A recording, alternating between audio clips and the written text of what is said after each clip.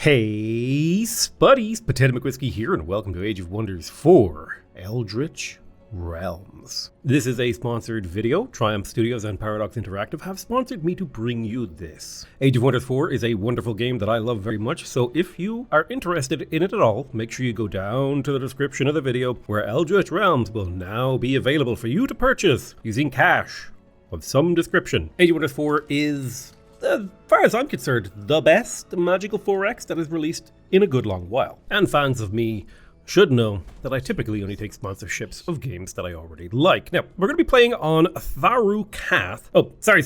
Nope. We're going to be playing on Umbranis, which is a new type of realm. It's only a challenge 2, which isn't that hard, but I do want to try out the new content. Now, we could go for the... Oh, wait, what is this? The Toll of Seasons. I've changed my mind. We will be going with the Kyoan Ruins. If this is Kyoan Ruins, if this is Irish, Gaelic, or whatever. I'm just going to add the Umbral Abyss, because that's like a new modifier. But let me have a look here. Is there anything kind of new? Ooh. Urat's Grasp.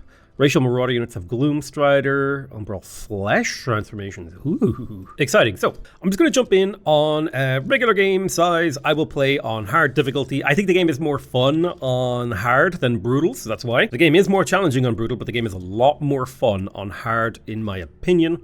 I like classic turns. I don't like simultaneous. So we've got a few modifiers here. It's a coastal realm, which is basically Pangea. There are endless fields, so there's lots of temperate provinces, no desolate provinces. We've got grassland province features and food resource nodes. The Toll of Seasons is like a mid-game thing. Neat. And then we've got, it's a ruined realm. So city ruins will be common, free cities will be rare, banner lords, so the rally of the lieges will happen more often and will be more powerful. And we also have access to the Umbral Abyss. It's kind of an interesting new realm in the game. So let's go ahead and jump in here. Now, I like to create my own faction, but I was thinking of playing one of the new ones. But you gotta create a new faction when you're playing Age of Wonders 4. If a game gives you the ability to create a custom faction, you gotta do it. Now we could either be Insect or we could be Siron. I do like Insectoids. That is a fun and neat idea. Okay. Ceaseless Cacophony. Adjacent enemies without this trait have a 15% fumble chance. I like that a lot. Less morale loss and high crit when standing next to another unit with Overwhelm Tactics. We also have Siron here. These guys are empowered by magic. When they sustain magical damage, they become more powerful. Their magical attacks deal more damage and they gain experience faster. I'm going to go with the Insectoid. That sounds like a little bit more my speed. Now, I feel like Dark is the kind of culture that likes to get up in your face. You have a heavy shock cavalry, you've got a pikeman, you've got a heavy shock cavalry, you've got a pikeman, and then you've got a light shock infantry, which feels very much in the sort of overwhelm direction. So that's why we're going to be picking Dark here. Ooh, Umbral Disciples. The shadows whisper and disciples listen. Cities may build the altar of marching gloom. This gives plus 10 mana. Oh wow.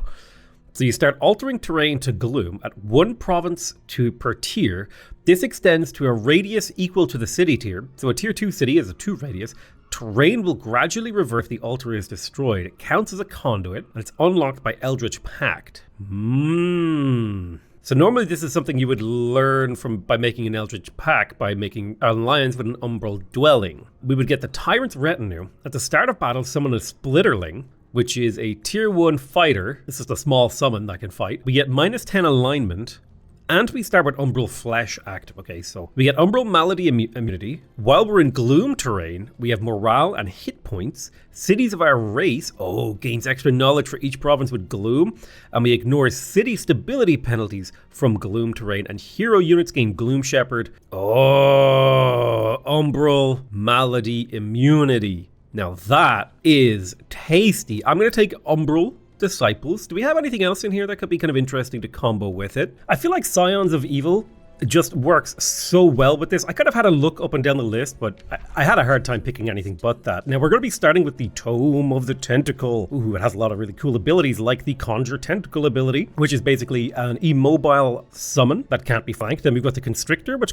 is a polearm unit that can pull people around the battlefield. We've got Constricting Focus, which gives your magic attacks a chance to constrict your opponent, making them immobilized. Really good against units that rely on mobility. Then we've got Retaliating Growths, which makes your units have a 60% chance to inflict constricted with its base melee attacks, and it has unlimited retaliation. Hyper awareness and they are defensive masters. Incredibly powerful. And we also have the Tendril Labyrinth, which gives your city 10 stability, 10 gold, and it conjures 3 tentacles adjacent to your enemies at the start of the battle. Very cool. You also have the Manifest Tentacle ability for your hero skill. I like this. It's really cool. It's half astral. I guess if something is half astral, that does kind of point me maybe in the direction of me potentially picking up something like Mana Channelers, so I can go more of a summoning build. So I think I'll grab Mana Channeler so I can do a little bit more of a summoning build. So we'll take the Tome of the Tentacle. And my gaudier type will, of course, have to be an Eldritch Sovereign. We have special thralls to cast ritual spells. We have the clairvoyance ritual and all this sort of juicy stuff. But we will have access to powerful hero and signature skills. So I'm excited to try out these Eldritch Sovereign abilities. Now, we have 4 relics to choose from. The Relic of the Mind is a long-range physical damage with the ability to do Delirium, which inflicts insanity and lowers their defense. The Relic of Flesh does, like, blight damage, inflicting decaying and poisoning. It'll also give us access to some Eldritch rituals like the knowledge one, the draft one, and all sorts of cool stuff. We can also go for the Relic of Havoc, which is a long-range fire damage, or the Relic of the Cosmos, which is a kind of broad spectrum of damage that allows us to summon an Astral Wisp. I do like the idea of summoning Astral Wisps. I think the Relic of the Mind is kind of more my speed. I don't like this. Oh, hello. Now that is really cool. We got some emblems. Ooh, what is this? Oh yeah, I love that kind of Cthulhu-y face. That's awesome. Oh, I'm a floating brain. Amazing. Yeah, I gotta be the guy who has a floating brain. Like, come on. Like, how could I not be the floating brain guy? We will go with purple and blue because that is the color of our society traits. Let's look at some of these body types. Oh man, I could be like a biblical angel demon thing. That is so, oh my God. If they don't have like the spinning wheel, angelic body at some point for a hero, I am gonna be sorely disappointed. Listen, guys, just hear me out. Just hear me out. Oh, this is so sick. I want to be Faceless Tentacle Man, just floating around. Oh my God, my wings have eyes. How do I get more wing eyes? Oh, dude. Oh, the little creepy spines floating out the back. Little weird tentacles flowing out the back like a cape. That is sick. Sick as in twisted. I think this guy doesn't need floaties. I'll make him big though. I'll make this boy thick. That's the stuff right there. This video was sponsored, right? Tentacle Man is back. I'm gonna make him real big because I like being a big boy. My default personality will be I like the idea. Let's be a revolutionary diplomat, sure. The old tentacle, the tentacle frienticle. I want to be big insects. Who wants to be little insects? You know what I mean? I want to be big. Army skin color, red. Army armor color, gold. I like gold armor. It's always kind of neat in my mind. But I will go with green and black. Look at this little insect guy. Can I choose their heads? No, I guess I don't choose their heads. Anyway, here we are. I will be the second of the insectoid tyrants. So the second. Tome of the Tentacle. Right, let's get started. We start with retaliating growths, which is a cool ability, and we also have ice shackles, which is another cool ability, and do a little zoom out here. So it looks like we're starting in the sort of northeast corner-ish of the map. So I'm probably going to explore sort of in this way and try to paste myself into a nice safe little corner, get my back up against the wall so people can't, give me the old surround. I'm always torn as to whether or not I want to use my early scout unit, this guy right here, if I want to use him to actually scout or if I want to use him to help me fight in the early game. And I think I can kind of get away with doing both right here. This is a small creature cage, so if I go step on it, it should create and a lesser magma spirit. Awesome. That unit actually has a decent amount of potential. So what would we be fighting here? We would be fighting 2 war shaman. They don't have any enchantments or anything like that. They are invigorators, so they need to be killed quickly, or else they'll just regenerate all their health and stuff. That's a little bit scary for my stone spirit and my magma spirit, but if I were to kill them, they are standing on a food stash, which would help me grow my capital city really quick. Now, I'm not going to do any of the hyper optimal like stuff where you move your hero, you separate your stack to optimize movement, and you attack it with a scout and all this sort of like hyper optimization stuff. Like, that's fun, that's cool, don't get me wrong. Most people play on easy difficulty, okay? You can give me a pass for not doing every single move 100% Omega optimally. I'm going to put my scout over here because I want to scout along this pathway first, because I'm going to send my hero to the northeast and my scout down this way. All right, let's go ahead and attack. Now, if I auto-combat this, I'm expecting to lose a unit. Oh, we almost didn't lose the... Am I okay with this outcome? I think I am, because I could just park this Dark Warrior in the city. I always like to auto-combat fights that I don't have to, because I just feel like it makes the game play better. Now, I'm going to kind of detach my hero. I know I said I wouldn't do any of that super optimal stuff, but I'm going to detach up my army here a little bit. In terms of research, I do like the idea of starting with Constrictors early and getting these guys up, because they have 75 health, really good armor and resistance, so we could make good use of the Constrictor against our opponents. So that's kind of the direction that I'm thinking of going. In Diavo Vech, we can pick our first building. Looking around at the potential claimable tiles, we have a pasture to the north, and it would be nice to get that growth kicking off really early. So I might go ahead and put a farm there. And if I'm going to build a farm, then I should build a workshop to get my draft and production up, because that will get boosted by the farm, saving me some gold and production. So that's what I'm going to do. My city has grown, so I'm going to grab myself that farm.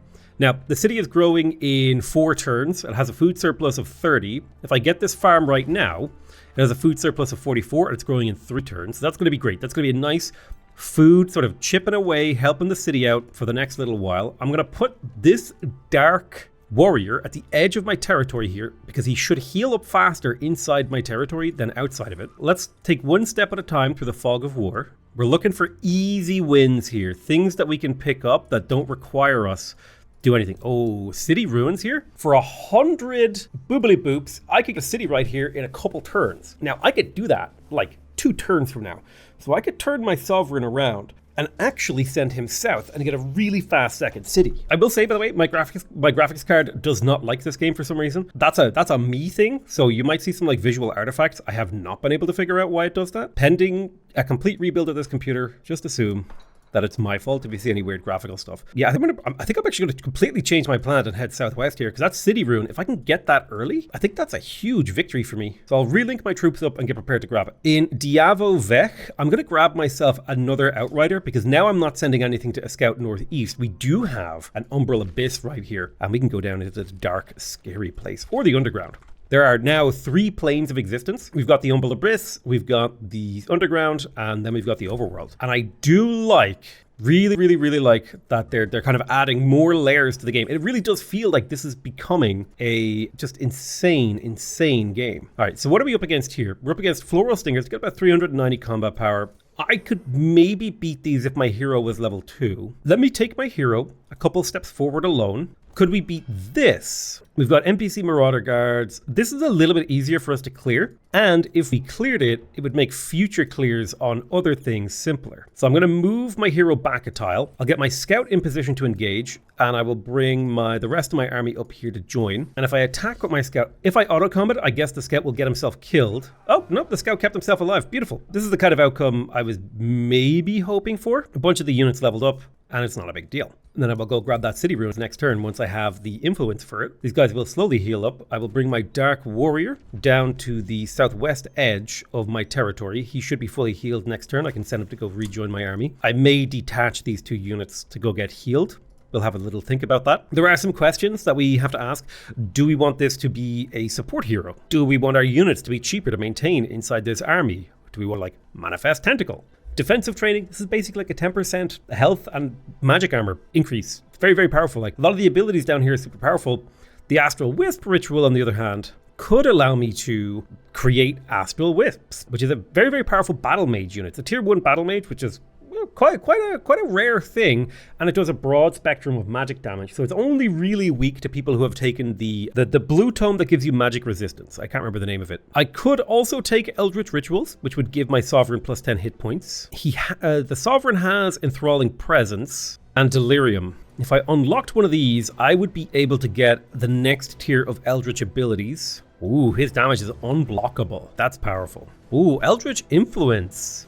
Gain 4 Imperium income per turn, gain map casting and combat casting points. We've got the Phantasmal Ritual. Enemy army sustains damage. Ooh, the Quickening Ritual. Tentacled Escape. I kind of want Tentacled Escape. So if I'm going to go down the Tentacled Escape route, I feel like Astral Wisp plays to the strength of the abilities that I picked at the start of the game. So that's what I'm going to grab. Plus it gives him an extra 10 health, which I kind of like. I like it when my heroes have more health. I'm going to detach my hero to to go to the city ruins, and I will begin the construction of an insectoid tyrant city. It will take 4 turns. I'm going to detach the 2 units that are hurt the most and put them right on the edge of my territory to heal them up. And I'll start looking around for my next fight, because I think I could beat these serpents. Maybe not easily, but I could definitely beat them without too much trouble. I might need more units than what I'm currently running with, but we will see. Okay, my city is ready to claim a tile, and I'm going to claim a tile to the southwest. I'm going to grab a gold mine. And the reason I'm grabbing it to the southwest is so that I can move my units into the city to get healed and effectively back to full health, and then brought back up to join my main army next turn. I do want to have a little poke down here. I don't think I can take on silver landmarks just yet. I need to get used to how you switch. I keep pressing escape to switch, but it's not how you do it. I think my next kill might be this pasture. If we're taking a look here, we've got a daylight spear.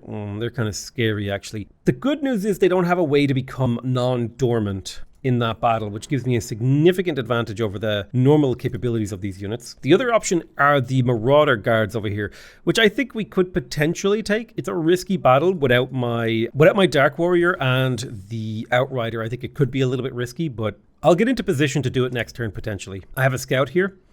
Let me poke over here. Ooh, that would have been big. The banner pickups are huge. I do like to see Gloom. Now, Gloom afflicts Umbral Malady, but we actually are immune to that. We got the Constrictor. We could get the Brand of Wrath, which would be any non-dark unit would get the Cold the Weak ability, which gives their attacks a 90% chance to inflict weakened. Ooh, and melee attacks against weakened units deal more damage and heal them. Cold the Weak is actually a really important part of the Dark Culture's weapon arsenal, because basically ranged units lower the amount of damage that enemies do with the weakened ability, and then melee units do more damage to units that are weakened and will heal temporary hit points from hitting weakened enemies. So I think the Band of Wrath here is actually a pretty big part of things. I can cast a spell. I could summon an Astral Wisp, but that would completely torpedo any and all of my mana. I could also do a Clairvoyance Ritual. I don't necessarily think I need to do a Clairvoyance Ritual.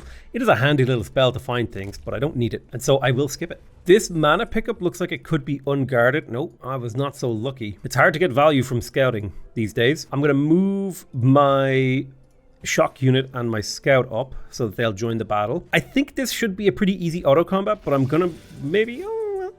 seemed to go pretty okay. We get a Thrall, we got the kills, we got a level up on the Dark Warrior. The Scout was hurt, but the Scout isn't an important fighting unit.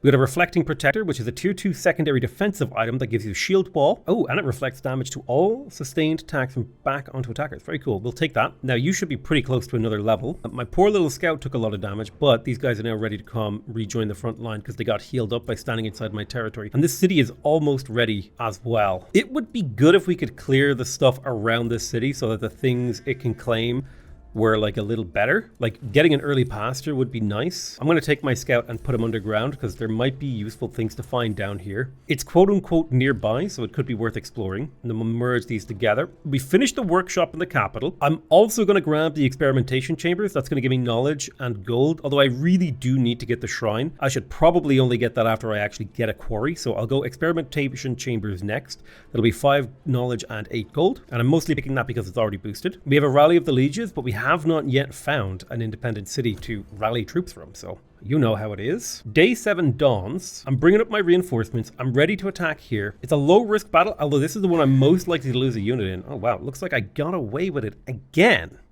Auto battler. Now, realistically, auto battling is going to get you worse results than manually fighting, but I guess I kind of feel like I only like to actually fight the battles if I lose a unit, because then the game needs me, you know what I mean? Like it needs me to fight. I like winning battles against the odds. I find fighting battles to optimize the health of my units. I find that to be a little bit like, I'm just like, don't care, auto resolve. But it's kind of like, you know, you ever watch Legend of Total War play Total War? It's like when the battles really matter, that's when I want to get involved, you know what I mean? Otherwise, it's like, dude, you got this. I do like the idea of gaining Eldritch Influence, because Imperium is a rare resource that is quite difficult to get a hold of. Yeah, I think I'll take Eldritch Influence because that kind of pushes me in the direction of being like a spellcaster. kind of character. My stone spirit's a little hurt. I would love to grab this NPC army and throttle them. Skirmishers are kind of scary because these guys do poison and they're melee units. So skirmishers are scary just because they crap out damage. Now they're easy to kill because they got low health and low armor, but that doesn't make me feel that much better about it. I would love to build a constrictor, but we don't have the tier 2 building thing. So what is the makeup of this army? It would be good if we could get another dark warrior, I think, and another pursuer. So I'm going to queue up one of each of those of my basic units, kind of just helping along. I'm also just going to follow this road because you learn the most from following roads, in my opinion. Yeah, let's just merge these guys up and we'll get ready to attack this next turn. Found a Scorched Forge. If I were able to annex this, I would get 5 Imperium, 15 draft, 10 gold, minus 5 happiness. It would count as a mine and units would cost less gold to recruit, and I would get access to the Fire Giant. Now that would be sick if we could get this. Okay, we met Deluded Mother Den, the Eldritch Rite of Coercion. So if I had a few more thralls, I could force them to be friendly to me. Now, Mother Den, let's take a look here, because this could be a free city that we swing down here to kill early into the game. Rinna Wolfsong, our allegiance is super low. They hate me because we're conflicting ideologies. I think we just come down here and we murk these guys. It really depends on what their military situation looks like. I think maybe forcibly, militarily vassalizing them could be something. So yeah, there's nothing down here for me. My capital can annex another tile. We do have a nice ore vein over here, and I'm going to grab myself a quarry because that's going to allow me to boost not only the actual production per turn of the city, but also the shrine that I want to build here is boosted by the quarry, and that's going to really help my mana income to the point where I'm going to queue that up and then put it to the front of the queue because my mana income is dreadful, and that's severely weakening my army's capabilities in these early game fights. Not having access to spells really weakens you against independence. We do have Stranglehold now. The Praying Eyes of Mother Den. So we can set someone free, we can end his life and gain a shadow boon. We gain some stability. I can get some money. I can make them happier, or I can insult them and lower my alignment. I think I will just take the money. Money is always useful. Do I think I can take... The question isn't can I take this Marauder Guard? The question is can I take it without taking losses? Let's have a look. It's a risky battle. Without spells, I think this is too risky. So I'm just going to pop back to Stranglehold here. Stranglehold will grow in 3 turns, and I'm likely to build a farm on the pasture. So if I'm building a farm, I'll get to work on the workshop because that'll give me draft and production. And I will slowly recruit a Dark Warrior in here and a Pursuer. We've got a Cartographer, so if I pop in there, we found a Golem Mine. Very cool. And then there is a Watchtower to the northeast that I'd like to step on. Yeah, I don't think there's anything down here from Mother Den for me to find. So I'm going to go ahead and bring my scout back up from the underground and send him down to the southwest. I thought I saw the edge of a border here, which is a little bit concerning because it's very, very close. I would like to recruit a hero. So we've got Phil Nertha the Knight. They are fortified. That would give the city some fortifications. We've got Kira the Philosopher, who's unstable. Upon they take damage, they'll teleport to the random tile. They also have Frail, so they have less health. That's not good. And Malzar the Glorious, who's an Astral Adept. Genuinely, out of all of these guys, Malzar the Glorious is the dude. Now, hero cap will increase in 3 turns. So I can just wait to recruit this guy, or I could spend influence to get him now. Let's have a look at what some other things we could spend on. Ooh, gain 150 knowledge per defeated hero in combat. That's actually not bad if we could find some heroes to kill. I think what I'm going to do is I'm going to swing my army back over to these Marauder battles. They're a little bit easier and a little bit closer to home. Although we do have to keep in mind, seven turns have passed, which is usually about the time where tier 1 units will level up. Tier 2 units are going to be pretty close to leveling as well. So by the time I get here, this tier 2 unit will level up and be a little bit more dangerous. You have to kind of remember that if you're not going quickly, the enemies on the map are getting stronger. I think owing to the lack of magic, I'm going to take safer fights. This is a battlefield remain. It'll get me some draft, which will allow me to increase my military size a lot faster. Let me go ahead and pop in here to this watchtower. Oh yeah, that's huge exploration potential. Really, really nice. I'm ahead up north here to drop in this. Oh, we picked up a little bit of mana. Now that mana pickup actually could potentially swing us. Too bad I already moved this unit. But let's go ahead and send you south to see if we can find anything you can pick up. We do have the Band of Wrath now. I would love to cast that. Again, I'm completely out of mana. Do I want Conjure Tentacle, Baneful Curse? Enemy units in a 1 hex radius gain Sundered Defense, Sundered Resistance, and Weakened. It's a really, really good spell, particularly in combination with my faction. Conjure Tentacle is a really, really nice combat summon. It's only 15 mana, 25 casting power. Now I think I could cast this twice, basically, is how that works out. Constricting Focus is a unit enhancement. which would allow my units to apply constricted. I don't know if immobilized really matters for me right now. I think unit summons are extremely powerful ways to extend the amount of power that you have on the battlefield. So I'm going to go for unit summons. They just feel really good. In terms of my affinity ability, I'm not really fighting heroes just yet. So I'm going to go ahead and take Surge spellcasting so that casting a combat spell will reduce the cost of all other combat spells by 25% for 2 turns. And hopefully that'll mean I kind of like can cast a few spells in battle. Save a little mana, you know? Day 10 has dawned. We discovered another ruler well concealed. I'm going to stay concealed. The longer we keep from meeting other players, the better. Now, all units have universal camouflage. It is, universal camouflage. Can't be detected on forest hexes. Can't be detected on mountains. Can't be detected on wetlands. So as long as I stay in wetland, forest, and mountains, I cannot be detected by another player, which is very useful for gathering information. All right, let's go ahead and move this stack over here. I'll take my hero and I will step onto these guys. How does the auto combat do? Okay, we take a decent amount of damage. It's not the end of the world. I will pop these guys back to get healed. Let's go ahead and enter the underground. Oh, Altar of the Ancients and an Umbral Cavern. Jesus. Let me just pop in here for a split second. Oh my mother of God, what is that? An Umbral Juggernaut. A mature Splitterling.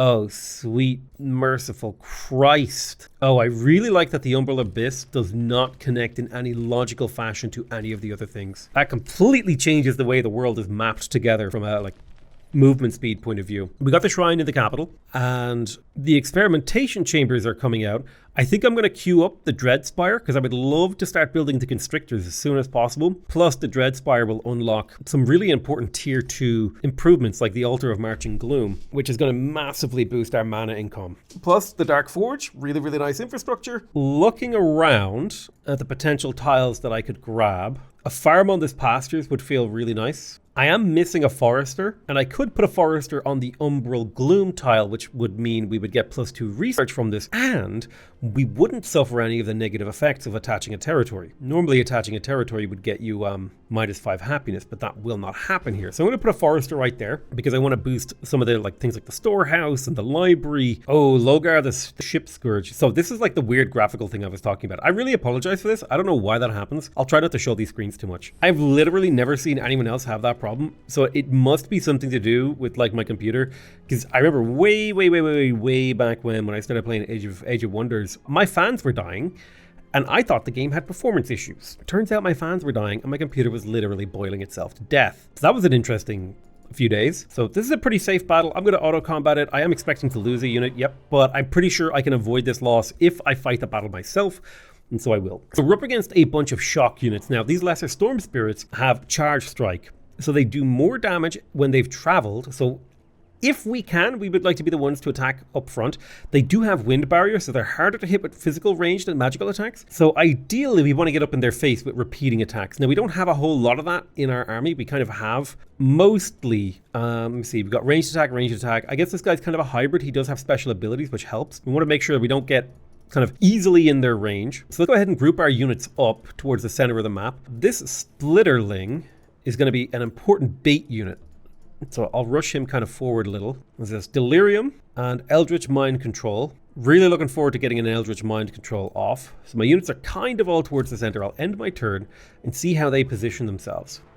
Yeah, okay, so they're coming in for an aggressive move, which leaves me with the ability to do Retaliating Growths. Now, Retaliating Growths gives my unit unlimited retaliation attacks. Now, that might be broken by their shock. On the other hand, I could Ice Bomb them, slowing them and doing 18 damage. And slowing the unit in the back in particular would be really useful because it means he might not be able to get into range to actually do anything to me next turn. So I'm going to go ahead and Ice Shackle these guys. And now he actually cannot get in range. So it actually worked out perfectly. I'm going to Mind Control this guy. Let me go ahead and hit him with the Mind Control, which will allow me to cancel this guy's retaliation. More importantly, just like a little bit of baiting, and now he has to deal with his own unit kind of stopping him up. I'll step forward with my Lesser Magma Spirit, and I'll shoot just once.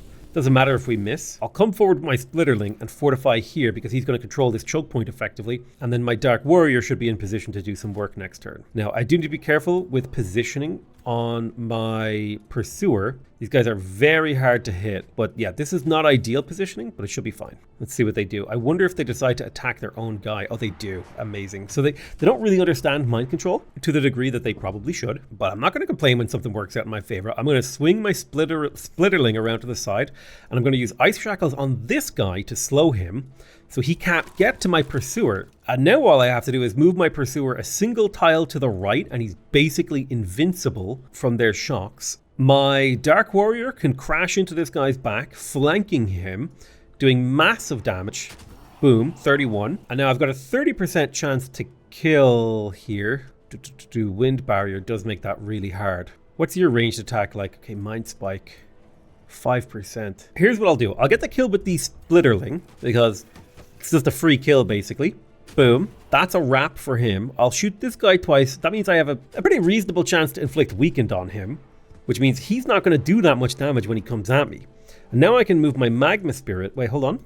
You've got this Delirium. I will do a Delirium on this guy on the turn after. So I'm going to Mind Spike you, hopefully killing one of the models in his unit to lower his damage. I'll move my Battle Mage forward a single tile and then shoot. 2 shots, 60% chance for burning.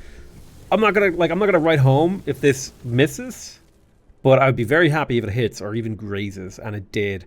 And he's on fire, so he's having a really bad day. He's not going to do anything to us anymore. So you can kind of see this is where the game is more interesting for me when I'm like doing the battles. Like it's not that I don't care. It's just that it's not as interesting for me if it's a battle. If the auto resolver can win the battle, then I don't care, right? It's like, whatever. Show me a battle you need me, you know? And that's kind of like how I like to play. Auto resolve the fights I don't care too much about. I know, like, if you're playing on a high difficulty and you want to like optimize, it's like blah, blah, blah, blah, blah, blah, blah. Let's go and get killed with the Dark Warrior. So basically didn't even take damage on my units. The only unit that took damage, like that, think about the contrast, like boom, freeze frame, rewind to the start of this battle. Remember when that unit was dead and these were all hurt? Now look at this, full health. So that's why I find it more interesting to fight the hard battles. My hero has in fact leveled up. So we get to pick signature skills. So all right, we got Madcaster here. Madcaster gives us Chaos Pulse. Enemies in a 1 hex radius have one of these effects occur at random. They turn into a tier 1 animal for 1 turn. They sustain 20 fire damage. I'm already in love with this. They gain Insanity for 3 turns. Blind, 30 morale. Boom. Infernal Rebirth. Oh my god. Or they can heal 10 temporary hit points. I love this. Chaos Pulse is amazing, okay? I love the idea of Chaos Pulse, like the Eldritch phasing into the center of the enemy army and then mad casting with an Eldritch Pulse. Mwah! Chef's kiss. Holy shit, that would be insane. Excuse my French. Now, we also have the Mindbreaker here, which will give us Eldritch Truth. Target unit has a base 70% chance of being inflicted with madness until the end of the combat. Unit is insane and suffers 5 physical damage each turn. If unsuccessful, it's insane for a single turn. So basically, Insanity makes it always attack the closest allied unit. If there's no ally in range, it'll attack its enemies. It basically turns it into an AI unit on my team, which is amazing. We could also get Flesh, so Mindbreaker, and then Eldritch Breach, with abilities that would ignore status resistance. Really, really cool. Otherwise, we could get Flesh Weaver, which would give us, Possession. We could empower our units, 40% extra damage, and has Resurgence. The unit dies when the timer expires, so 2 turns from now this unit will die, but it deals 40% damage for those 2 turns. And it will come back to life with 50% maximum hit points after the battle. I like that. That is really cool. Flesh Weave at the start of combat, summon 2 fleshlings. Oh man, I can live out my Zerg dreams and have banelings. Oh, dude, that is so cool. So fleshlings do a flesh explosion. The unit explodes, dealing 20 physical damage. Adjacent enemies will sustain damage and gain bleeding and stacks of vulnerability. That is so cool. Oh man, all of these are so hard to choose between. Eldritch Truth is like, I feel like this is the one that suits my current character's abilities right now, because he's got like mind control. And that Flesh Weaver is so cool. The fleshlings, I love them. But I'm probably going to go for Eldritch Truth just because it kind of fits, it's on brand. Madcaster could be super awesome if you had Eldritch Phase, you teleport into the center of the enemy army. Kaboom, Chaos Pulse, they don't even know what's happening anymore. Oh, it could be beautiful. It could be so beautiful. All right, what do we got here? Mindbreaker, Eldritch Truth, Eldritch Breach. Yeah, I think that's what we go for. Though I'm a little bit scared about taking the mana upkeep now. Dislike that my mana upkeep is going up. Quickening Ritual feels really good for avoiding damage. 10% extra damage plus the Phantasmal Ritual. Seems like it's really powerful. It takes just 80 casting cost and 2 thralls to completely obliterate an enemy army. I think I'm going to take Phantasmal Ritual. It just seems incredibly powerful. For the fact that it only costs thralls and a little bit of world map casting points, that feels really good, and it's going to open up a lot of options when it comes to clearing stacks that we would otherwise, maybe I won't use the word struggle with, but we would hesitate to engage head on. So we're officially at the point in the game where I just click auto explore in my scouts, because reasons. Why don't you click auto explore in your scouts? We've got the experimentation chambers in the capital. I could speed up the Dreadspire for 8 gold right now, so I will. And then I'm going to immediately, I could build a Night Guard, or I could get a Constrictor. Let's kind of compare them. Constrictor, 75 health, 75 health. They both have decent armor. The Constrictor has slightly better armor. I think the advantage of the Night Guard is that enemy units have a chance to get weakened when they're adjacent to him, whereas the Constrictor is more just like about a battle control unit. Let's try out the old Constrictor. Now, in terms of production in this city, I really want to build the Altar of Marching Gloom, but I have to wait until my next population growth. And so if I'm waiting for pop growth, I will get a storehouse to increase my food by 10, and then I will queue up the library to get another 10. Science, that little bit of knowledge will help me out. We have a hero asking to join. I'm going to take Malzar the Glorious, who's an astral adept. He's also riding a beetle. He's a beetle knight. He's not quite strong enough to take these stacks on, but he might be. Malzar the Glorious will get me a huge amount of mana too because of his affinities, which I'm very happy about. New Empire development skill available. Free cities with a Whispering Stone assigned. Gain, excavation. None of those abilities really stick to me. Oh, I have a bounty. Someone wants me to capture a Pirate Cove. I don't really care about that bounty. The Pirate Cove shouldn't be the end of the world if they attack me. I am focused on other things. Somebody just popped that watchtower over there. Let's have a look here. So the Silver Knight is an encounter quest. I need to find the Silver Knight. I will gain Imperium and a mystery bonus, or I can decline the quest. I'm going to go ahead and see if I can find the Silver Knight. So who is this guy? It is a Tyrant Knight with 4 Phantasm Warriors guarding him. That's a pretty scary stack. I think I can take it on in a few turns when I have a couple more units. Now, I don't have a whole lot of ranged damage in this army, which is good going up against Lesser Storm Spirits, but you do want a little bit of range to kind of make things work better. I'll bring up my Sovereign, and I will also bring up my Dark Warrior, but I'll leave my 2 other ranged units out of this fight. You leave units out of fights because, ooh, I could get 148 mana. I think I'm going to take that 148 mana. Ooh, and I got a Provoking Pike. Okay, we're up big. Now, I can do basically the same thing. Let me see if let me pull a Pursuer out of this fight. What were we up against? Gargoyles? I want it to be slightly less safe of a battle, because if I remember correctly, heroes get the most experience if there's a small disparity in between 2 things. It's like an optimization thing. Oh my god. I totally messed up. I need to reload. That was a battlefield pickup, which will fully level anyone who steps onto it. And that means I want as many of my units as possible to be stepping onto that tile. I kind of did things backwards. Literally the only time I tried to do something optimal, I did the least optimal version of optimizing. I de-optimized the game. I'm suboptimal maxing, is what I like to say. Sub-optimax. We're going to take a farm in here because of the pastures. It also has a river, so it'll be 17 food in total. Now, this will potentially hurt my relationship with Logar the Ship Scourge. He already doesn't like me. He feels threatened by me, so I don't mind kind of pushing towards him a little bit. Okay, there's a bounty on that Pirate Cove. Now I might actually go clear it. Kind of a little bit more interesting for me. So who do I want the levels on the most? Well, I really want to level up my Magma Spirit, because if the Magma Spirit gets to maximum level, it will literally evolve into a more powerful version of itself. More health, more damage. I mean, more upkeep for sure, but very much so I want the Magma Spirit on there. I definitely want my 2 heroes to be stepping onto the tile. And I want my Earth Spirit to be stepping onto the tile as well, because similar sort of thing, if he gets to maximum level, he will evolve into a Stone Spirit, effectively making him a tier 3 magic summon unit. This warrior has already leveled, so he's worth more experience to step him onto it. And this pursuer has already leveled, so it's worth more experience to step them onto it. I will just quickly auto-combat this. Oh wow, that archer somehow managed to get himself killed. Nice. Well, I'm going to go ahead and fight this manually to prevent that from happening. All right, let's take a look at the range. So the gargoyles can actually go pretty dang far. Now, Eldritch Spike has a range of 8. So I think I'm just going to spike them from long range. Oh my god, my hero is huge. I don't remember him being this big. I feel like he got bigger. I don't know if I'm crazy. But yeah, we're gonna basically sit right at the edge of their encounter range, aka being the most obnoxious we possibly can be. Yeah, I don't know how you managed to get yourself killed. You have to do something real weird if you're starting over there on the right to get yourself killed. Goodness. Right, so they're probably going to step forward a little bit. Oh no, they went whole hog.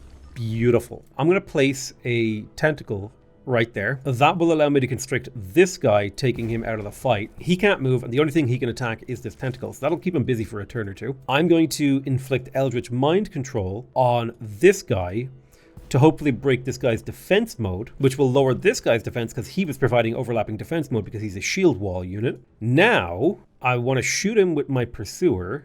Step you forward. I'll step my Pursuer forward a tile. I want to hit him twice. If I can weaken him, that would mean when my Dark Warrior comes in and cancels his defense mode, we'll do big damage. And now when I come charge in with my Malazar the Glorious, we'll do even more damage because he's even further weakened. I'll step up with my Lesser Stone Spirit. I'll face this way and I will fortify. I'll step forward 2 tiles with my Lesser Magma Spirit in the hopes that we can get this kill. Oh, not quite actually. Unlucky. Oh, wait, maybe. Come on, Pursuer. You're my only hope. Bam. We got him. So I'm curious as to what this guy will do. The only thing he can attack is my own Earth Spirit kind of hard to kill unit. He is now flanked by the tentacle, so the tentacle will just slap him around. You fortify again, remember that's your job. I am going to inflict delirium on this guy so that he gets 5 stacks of sunder, which is basically a 50% damage increase he's taking now. I'll get my pursuers to slap him around, hitting him with weakened, and then when my knight comes charging around the corner, it should be a very, very easy 46 damage. Nice. And we just basically wipe the floor with them. 0 losses, easy clap, no notes. And now the entire army stack got a level up instead of just 1 unit. Oh, I made my mess up there. So it is kind of a question of what I want to do with Malazar the Glorious. He is currently wielding a lance, but like I have a reflecting protector, I have a provoking pike. I think it's too soon to push him in a direction. Well, he has fighting 1, which means he's probably going to be a melee fighter. And to that end, I do think that taking defense on a melee fighter is actually really powerful because it'll increase his, well, it'll lower the amount of damage they take, basically effectively increasing his effective health pool. All right. I think I would like to push up to the northeast a little bit because if I could get a city down here, it's in a pretty cozy spot. There's a lot of resources around here. It's a nice spot for a city. Yeah, I think I would love to get a city down here, plus it's adjacent to an Umbral doodly boop. Dude, I don't even feel remotely ready to go down the Umbral. I am scared as heck. We have finished researching Conjure Tentacle, as you saw in that battle. Now, we could get Wayfinder enchantment, making our scouts better, or the Enchanted Crow Companion to make our scouts better. Or we could get Tendril Labyrinth, which will give us 10 gold, 10 stability, and make our cities better when they're under siege. I kind of like that. Those free tentacles could be a big deal. Stranglehold built a workshop. This city does generate a small amount of gold, mana, and research. Right now, this city is just kind of consuming resources. We need to get to start it sort of producing surplus for my empire. So the experimentation chamber, 5 knowledge, 8 gold will be pretty useful on that end. My ruler has leveled up. Ooh. I could go for Eldritch Influence 2, which would be another chunk of Imperium per turn, and even more casting points. That feels like the right thing to do. We have found Arik Rex. He doesn't like us particularly well, mostly from our alignment. I will leave Sleeping Cats live for now. All right, we got a mana stash under here. I'm gonna grab. Yeah, these Butcher Ogres should be easy to slap around. Now, I do actually want to detach my hero from this stack because it is bad.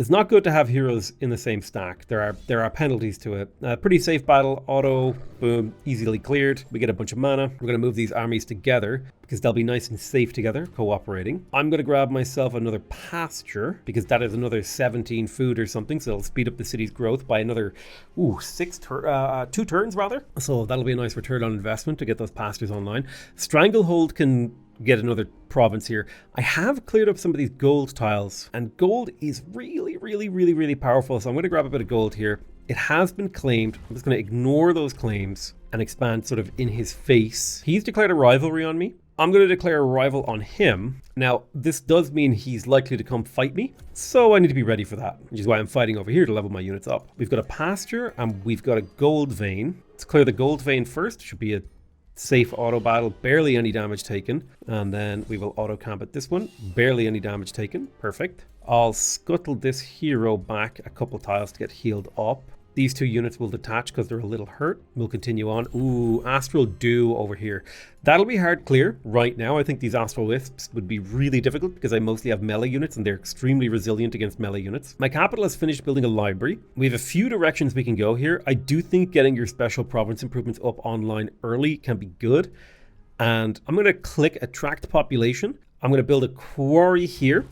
But what I will do, instead of putting the quarry there, I'll actually put a Dark Forge there because it will benefit from this. That'll take 3 turns to be done. And then I'll build the Altar of Marching Gloom somewhere. Not sure where yet, but I will. Malzar the Glorious has leveled up again. I'm going to take Defense 2. That's another 5% evasion. I always like to get Defense first because it gives you a lot of health regen. Or, sorry, a lot of effective HP, not health regen. Ooh, Phantasmal Ritual. So I could, in theory, Phantasmal Ritual this army. It would allow me to potentially claim this Astral Dew. That would be a really nice pickup. That's 10 mana and 10 research per turn. That could be a big win for me. I'm definitely going to pick up Shadow Binding here to lower my Magic Origin unit upkeep, because my current unit upkeep is minus 31 and almost all of that is Magic Origin stuff. So if I take Shadow Binding here, my unit upkeep goes down to 24.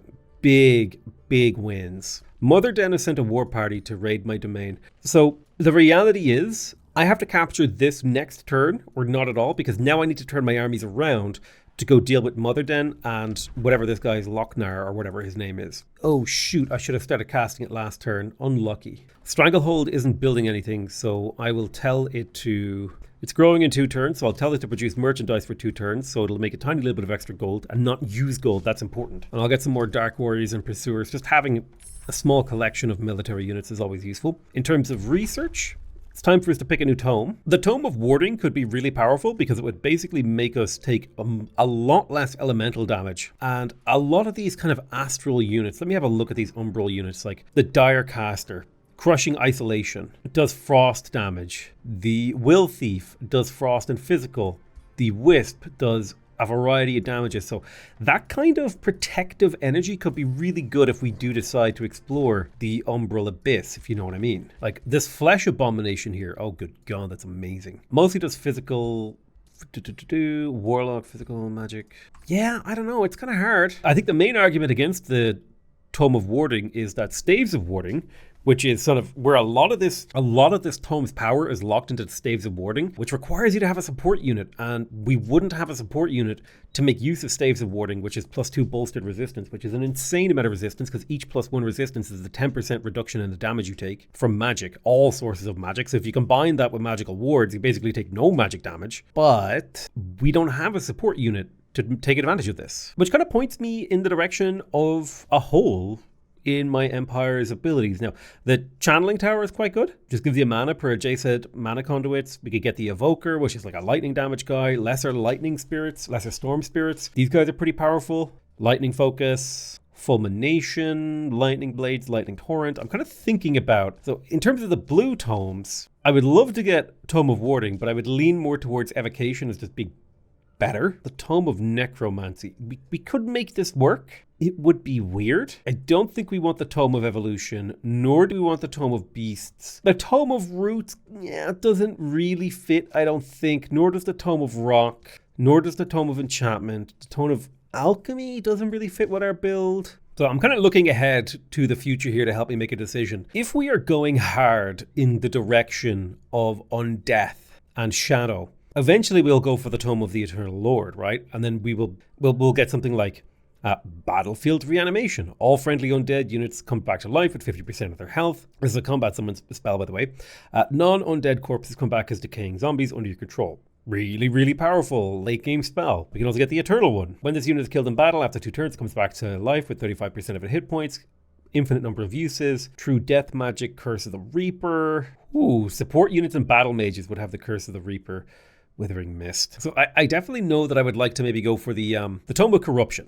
Right? This has like the Umbral Mistress, a lot of really cool stuff in here. But the question is, am I going into more of an astral sort of late game here? Am I going to become an Archmage? The question is Umbral Flesh a minor or major racial transformation? It doesn't look like it's either. which means we could, in theory, go undead here. What I do like about going for the Tome of Necromancy is that it would actually give us access to a support unit, which would then later justify picking up the Tome of Warding, which I think will be an incredibly powerful ability, because Staves of Warding plus magical wards equals very, very hard to kill faction. And so for that reason, I'm actually going to go for the Tome of Necromancy so I can get the Necromancer, because I think that opens up some interesting choices later on in the game, in particular stuff like the Soul Well giving me access to souls. So I'll grab that Tome of Necromancy. That'll push me in a new direction with my faction. I'm going to go for a Skeleton Reanimation. This will allow me to spend souls after I've killed some enemy units.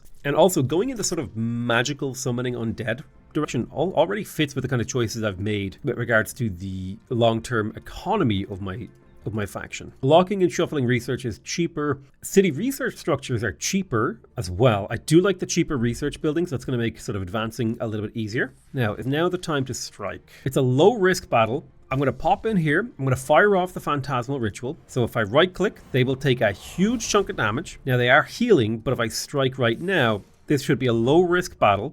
The auto combat will probably lose me units. Oh wow, never mind. Boom. I would call that an easy victory now. I'm going to build an outpost right on this Astral Dude because all I care about is actually claiming the resource itself. I don't care about anything else. And then we're going to go ahead and start dealing with Mother Den and those other guys who are harassing my empire. My ruler leveled up. I think the only thing really left to pick up for this guy was the... Oh, I need another skill.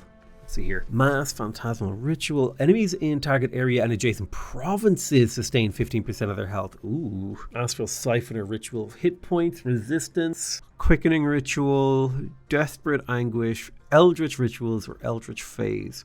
I think I'm going to go for the Mass Phantasmal Ritual. This kind of fits with the kind of like control builds that I've been going for. I'm enjoying the way that the hero has been developing. Now, I'm expecting to see sort of invading troops in the next turn or two, which is why I'm redirecting south. I can lose 95 Imperium, losing. This is a Shadow Affinity check, and I will gain a Bone Horror if I succeed. So I'm going to take this 80% chance of getting a Bone Horror. Boom. Thanks for that. Easy clap, easy choice. I'm also going to pick up the Knowledge Extraction ability because they're trying to raise my improvement here. And if I strike next turn, I'll be able to get a bit of research from killing their hero, 150 knowledge from that ability. So I'm going to swing my armies to the south, sort of pivoting to the new threat that is before me. I just got a Constrictor. I'm going to get a Warlock to go with my Constrictor. I think they would work really well together. Constrictor controls the battlefield. The Warlock does the DPS. So I'll queue up a Warlock. Constrictor plus Warlock should be a great combo. We could cast a Band of Wrath. I think it's a little bit early to cast it because I don't have quite the mana upkeep, but at least it is in there sort of ready to go. Rally of Lieges, but I have nothing I can do with the Rally of Lieges at this moment. And I think I'm going to be at war with the Army of Logar in the next turn or two. He's like ready to do damage to me. So this would be a risky battle. It will have magic on my side. In particular, Tentacle Summons I think will do the job. So I'm going to manually fight this. I think a well-placed Tentacle Summon will do what I need it to. All right, I'll end my turn here. Okay, they summoned a Floral Stinger. If I summon a tentacle here, I can slap and constrict this archer and they will not be able to move. I may make serious work come of this. I will get my Bone Horror right up into this guy's face. Boom. If I get up to this distance, you can shoot twice and you will potentially weaken him. Nice. And next turn, I'll summon another Constrictor. So this will be perfect. They're doing some sort of heal. That's fine. He's healing them as well. That was big damage. Oh, Overwhelm Tactics. Okay. Let's constrict him. He resisted the constriction. I'm going to shoot this guy. Boom, boom, boom. And then charge him to kill. Every kill we get is a huge win. I'm going to summon a tentacle right here and then constrict this guy, hopefully preventing him from escaping. So he has to fight me where he's weak. Yeah, I was expecting this guy to get killed. That's fine. So he does a charge, but it doesn't work great for him. The combo, Constrictor combo on the hero will be devastating. I'll get this guy to eat a corpse. What he's good at. Nom nom nom nom nom nom nom. He could get this kill. I'll kill the hero because that's going to be devastating for them. That's another corpse that we could potentially eat. Oh man, I could give him retaliating growths.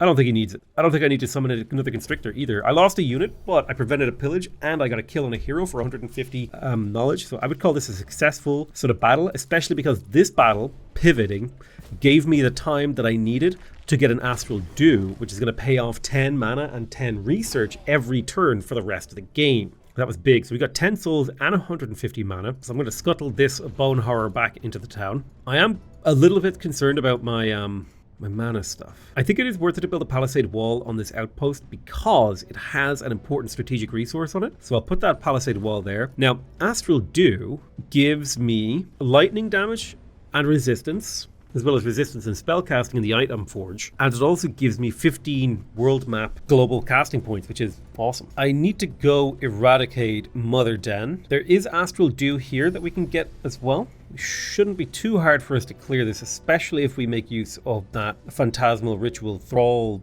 bomb spell. We're producing money in Diavel Vech. The town is a little bit unhappy, which is telling me that I need to build the Altar of Marching Gloom. So I'll attract a population and I'll plonk down a random improvement here. It doesn't matter what it is because it's just going to be a Altar of Marching Gloom. I'll replace this farm. This will get me plus 10 mana income and start converting these tiles to gloom, which will slowly get me research. We got Skeleton Reanimation, which will allow me to spend souls to create skeletons after combat. Ooh, I don't need any of these abilities. I mean, Constricting Focus is fine, but it doesn't actually help me. And for 15 mana, I can reshuffle and get something like Necrotize, which will allow me to deal 20 damage to a unit, inflict decaying, and turn it into a decaying zombie. So I love that. That all works really, really nicely. I feel safe to cast a Band of Wrath now that I have 15 mana. I don't like being negative on mana. I like to have just a trickle, because if I have a trickle, I can choose how I spend it very carefully, right? Now, I have Darin Wolfsong in my thing. I'm going to go ahead and sell the body for the equipment. Looks like we had a Defiant chest plate, so I'm going to plug this onto Malzar the Glorious, and that will make him have a 61% resistance to spirit damage. Okay, he is like the anti-spirit guy. He also has the slowing Blightbringer if we wanted to make him ranged. He's a melee guy, so we won't change that. I do like the idea of the provoking pike, although for now, I'm just going to leave him with that lance because he seems to be doing quite well with it. There's invading forces coming from the north, so this is kind of like the phase of the game where you start getting a lot of stuff coming your way, in my experience. You kind of have to be ready to kind of dodge and weave and parry. I'm going to go ahead and get started on the Tendril Labyrinth in Stranglehold. It can never be boosted, so it's oftentimes a good thing to build if you don't have a building that you can boost right now, and it will just increase my gold income. It pays for itself 6 turns after it's finished, and then that's not even mentioning the city stability that it provides, which is amazing. Day 19 dawns. Oh, my Magma Spirit is what level? He's elite. Oh, okay. I thought he was about to level and become the evolved version. His portrait. I looked at his portrait and I was like, damn, that's a thick boy. Did he level? He did not level yet, but he is getting there. My hero, my Eldritch Abomination, can reach these sort of skirmisher guys, and I will get him to do that if I can. I'm also going to bring up my other hero to participate in that battle because that's experience. This should be an easy auto combat. If I lose even a single unit, I was close, I would fight it myself.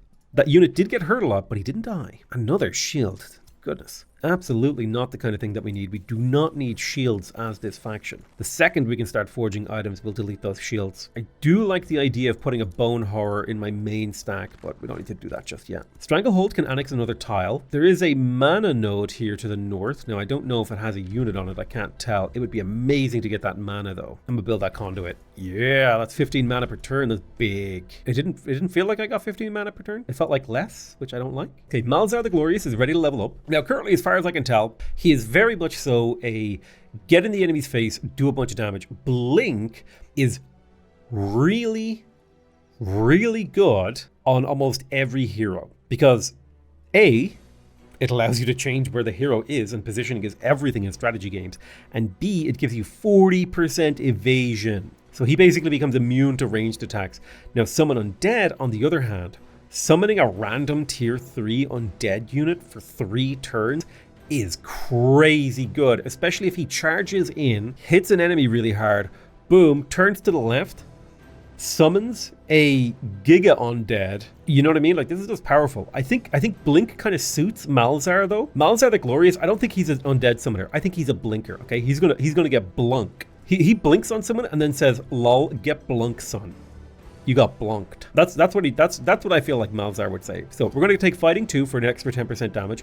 You can see that'll make his Charge Strike do 2 extra base damage. And remember, he gets 20% extra damage every hex he travels off that base damage. So it's all starting to add up. Oh, one of my scouts went into the Umbral Abyss. That's an interesting choice. I do want to head down there. I just, I had a lot of stuff happening. Oh my god.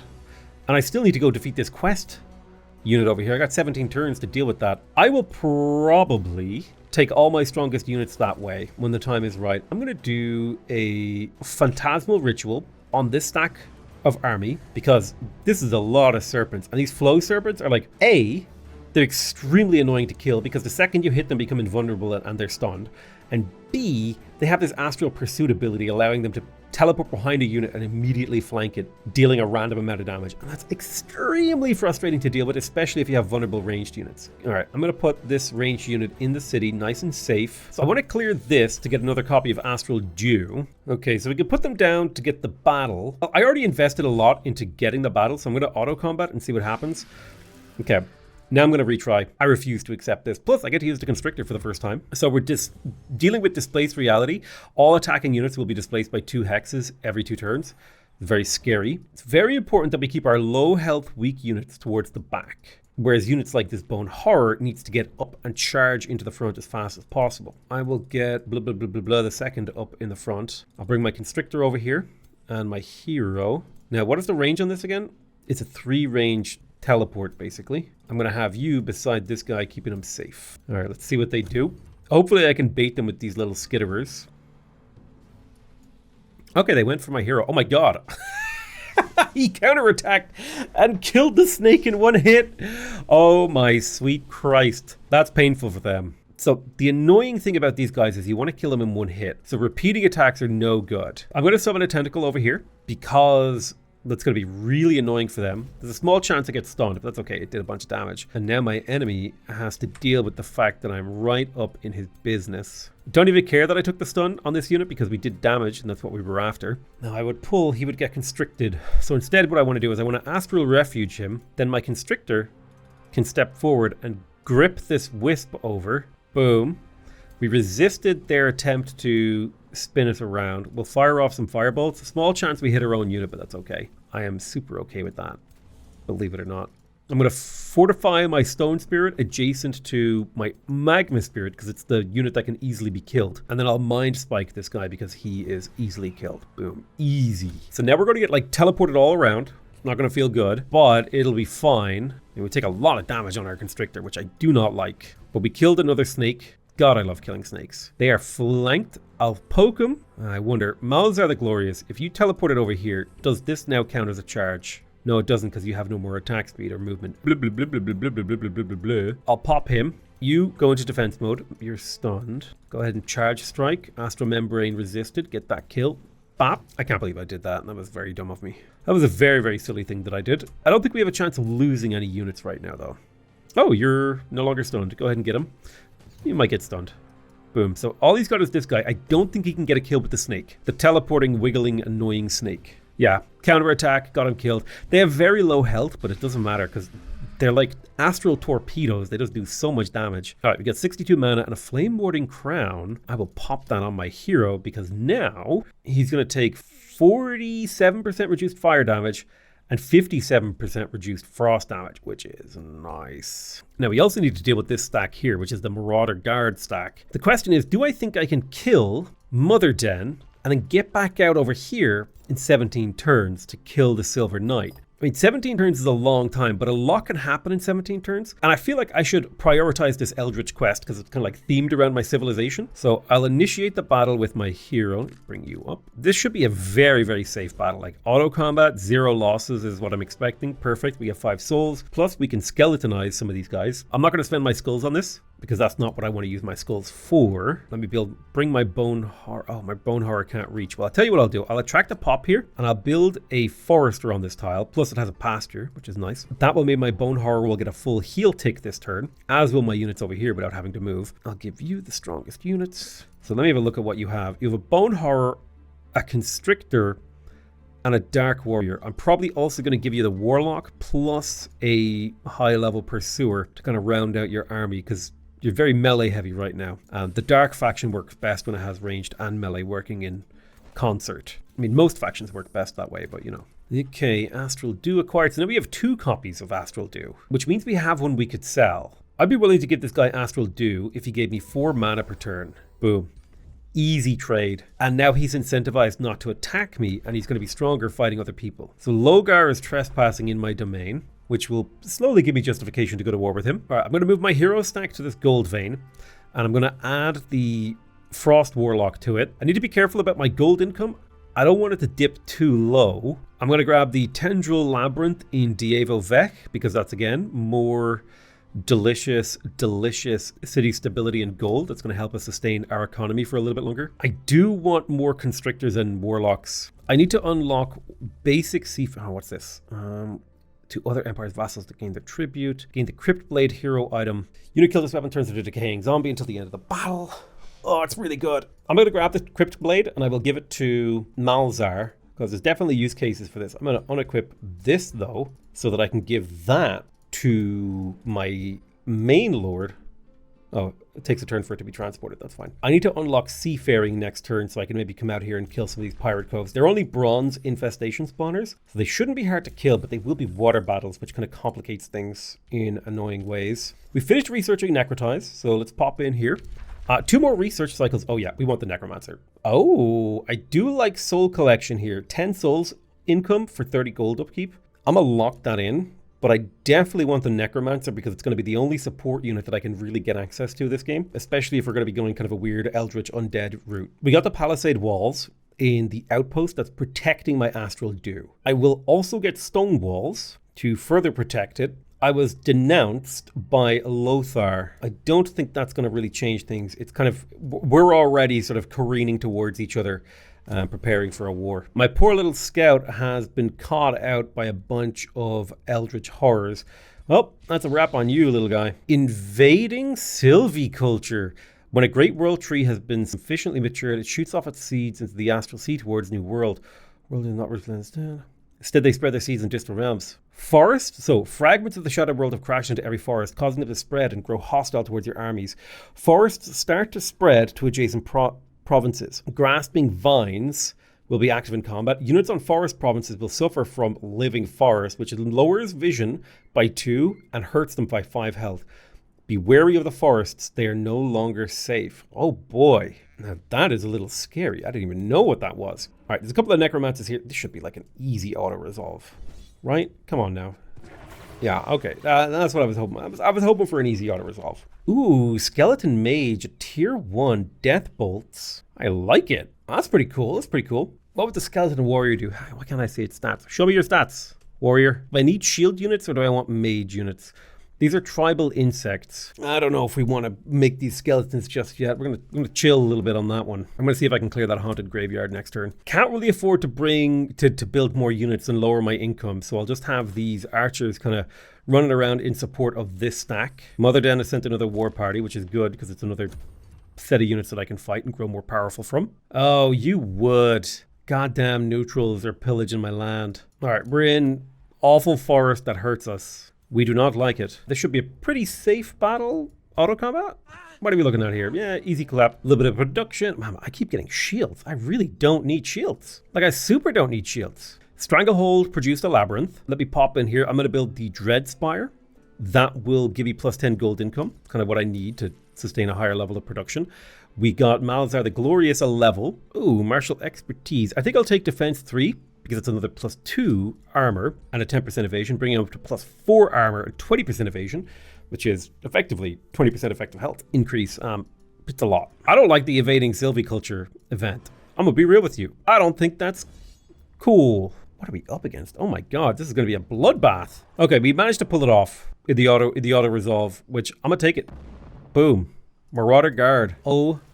Obliterated. And now, oh yes. For the sake of it, I'm going to recruit a Skeleton Mage and a Skeleton Warrior. Just out of curiosity. Oh man, look at all that research, all that gold. The Death Beetle mount, the tier 2 Super Cavalry with Pestilent Escape. Wand of Aversion. I think that swaps effect from one guy to another. Yeah, we need to get back to our territory to heal. Okay, so what do these guys actually do? What do they cost? Okay, they cost a little bit of mana upkeep. So I do need to be careful with how many of them I get.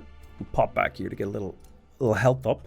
We did get rid of one of the annoying things that send units at you. I'm going to grab... Ooh, these are tempting. We do need basic seafaring. Like we haven't been able to go on an ocean yet. I totally feel like I should clear this pasture as well. It should be an easy clear as well. Oh my God.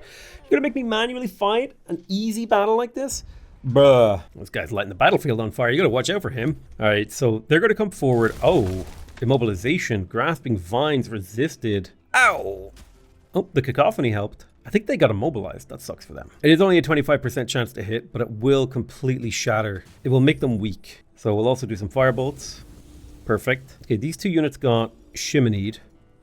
Get that flank in. Bam. I guess drop a constrictor behind him and just like slap the hell out of him. I mean, they do have first strike retaliation, which kind of sucks, but it doesn't matter. The constrictor's doing his job. You're immobilized. You're immobilized. Go get him. Bam. Bam. Also, weakening means my units heal when they attack, which is ideal. Oh yeah, that's a juicy flank right there. Get up in his face and fortify, so now he's controlled. Then you get up, shoot him twice, boom, boom, setting him on fire. Oh yeah, get up there and completely obliterate him. You're on a tile that's on fire, good sir. Do not be on a fire tile, please. I'm gonna just fire ice shackles to soften him up a little. I don't think we need anything else. We don't need anything fancy, you know what I mean? My charge is blocked, but he doesn't have any more retaliation, so I'm okay with that. Oh no, the immobilization. Yeah, that immobilization RNG can be that can be a little tricky. All right, nice flanking attack with my hero. Oh, I forgot I could use the crypt blade. Boom, he's dead. So 0 losses this time. Perfect. 6 souls, plus we could recruit some units. I will decide, I'll dismiss those ones. Take it easy on the old soul summoning. Does use a lot of mana, although the power of snowballing from doing that could be quite powerful. Now, let's have a look here. So I could get soul collection here, which could be 10 souls per turn for 30 gold. That's a worthwhile trade in my opinion. Dievo Vec built the Tendril Labyrinth. I could build a soul well. We are getting pillaged, which will suck because I'll have to rebuild it. I have the stone walls in my outpost. I do think it's worth it to build the watchtower. The little bit of vision, it helps over the course of the game. I will build an Arcane Institute. Research has been a strong point for my civ so far, so I'd like to keep pushing that direction. Production has been weak in Stranglehold, so I'm going to annex the quarry so that we can speed up the rate at which we produce things. My ruler has leveled up. I'll grab the Wand of Inversion on him. Hopefully that makes his auto-resolve AI a little bit smarter. And I think we could get the Astral Siphoner ritual, which is really dang powerful to be able to get Astral Siphoners. But I also like Tentacled Escape. It means I could play a lot more aggressive with my hero if I want. He doesn't have to sit in the back. But also means if they try to snipe my hero, they have to kill everything but my hero. You know what I mean? Like, just makes me feel a little safer. Uh-oh. The forests are spreading. Lothar captured a claimed outpost. Now, I'm not going anywhere near the ocean, so I don't mind if he claims that. That does not bother me. We can reach these pillaging guys, so we will just auto-combat them. Now, I would love... You can't get skeleton support units, only mages. That's fine. I'll raise a few little skelly-wellies to join my armies. Will make my life a little easier. My little skeletons. All right, my hero cap is going up next turn. I'm looking forward to doing that. I'll bring this guy back to get him healed up. Right, so this Dark Warrior is going to leave this army because I got another Constrictor. I will get myself another Warlock. Ooh, I definitely want Necromancers if I can get them. I'll get another Warlock. Necromancers in my Undead stacks would be actually pretty sick. Stranglehold is now a tier 2 city. It has a little bit of an unhappiness problem, partially from hostile presence. Huh. Alright, I'm going to build a Altar of Marching Gloom so we can slowly convert the world to a sort of eldritch purplish gloom. This outpost no longer needs any construction from me. It is here, it is protecting, it is doing its job. An infestation has invaded my domain, but it is the outpost, that's not a big deal. I need to deal with these things up to the north. Yeah. This is like where I always get to with Age of Wonders, where I'm like, damn, I have so many things I need to attack with my armies, and I only have so many armies. Oh shoot, okay, it's a low risk battle for me. I might lose a unit here. Oh, nice. Okay, we nailed them. We got 8 souls plus 150 research. Playing defensively can kind of work to your advantage here, particularly if we're fighting efficiently. We will dismiss these units because I would prefer to recruit a Necromancer when the time comes. I'll queue him up. He is quite expensive to maintain. All right, nice. So the army of blah, blah, blah, blah, now has 2 Constrictors and a Bone Horror. I would like another Warlock if I could get it in here, because I think that would make this just like a chef's kiss kind of army. Maybe replace the Bone Horror, put that into one of my Undead stacks or something. There's ways and means and things we could do. Something I definitely want to do is recruit a hero. I don't really like either of these guys. We got the Soul Collection spell. I don't think I'm quite ready to cast it. I mean, actually, you know what? I think I could cast Soul Collection, so We'll launch that. Now we got soul income. Okay, we're on our next chapter. Right, awesome. So we can go for the Tome of Souls, which will allow us to get the Bone Horror, Soul Overflow, Soul Binders. The Tome of Scrying would allow our ranged units to become incredibly powerful. You got things like Mental Mark. The Tome of Summoning kind of fits really well with us. Right, we get the thing that's summoning well. Arcane Supercharge, Magic Origin units, Arcane Bond. We'll be able to get Astral Keepers and Astral Serpents. That said, the Tome of the Doom Herald is incredibly strong. The ability to cause an entire enemy army to rout with low morale is incredibly powerful, especially if you combine Cruel Weaponry, which gives you extra damage against low morale enemies, with Joy Siphoners. So literally every time you hit an enemy, you just suck their morale. I do love Tome of the Construct. I just don't know if it fits into our build. There could be something to say to go for the Tome of the Glades to be able to... There's going to be a lot of forest on this map.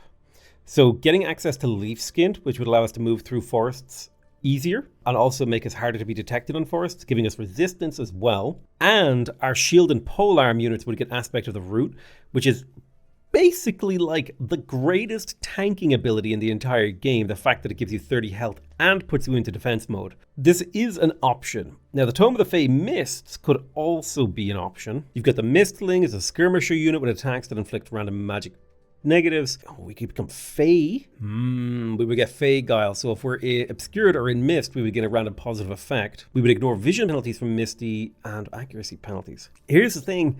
The Tome of Fey Mists could be a good way to pivot based on this mid-game emergency. Sort of embracing the mists and the forests. You know what I mean? Oh wow, they buffed the Temple of Fertility hardcore. 10 food and 3 per pop is really nice. So the reason to go for the Tome of Glades is to get access to the Forest Warden, which is an adept support skill. +1 defense, +1 resistance, and 10% damage if you're fighting in a forest.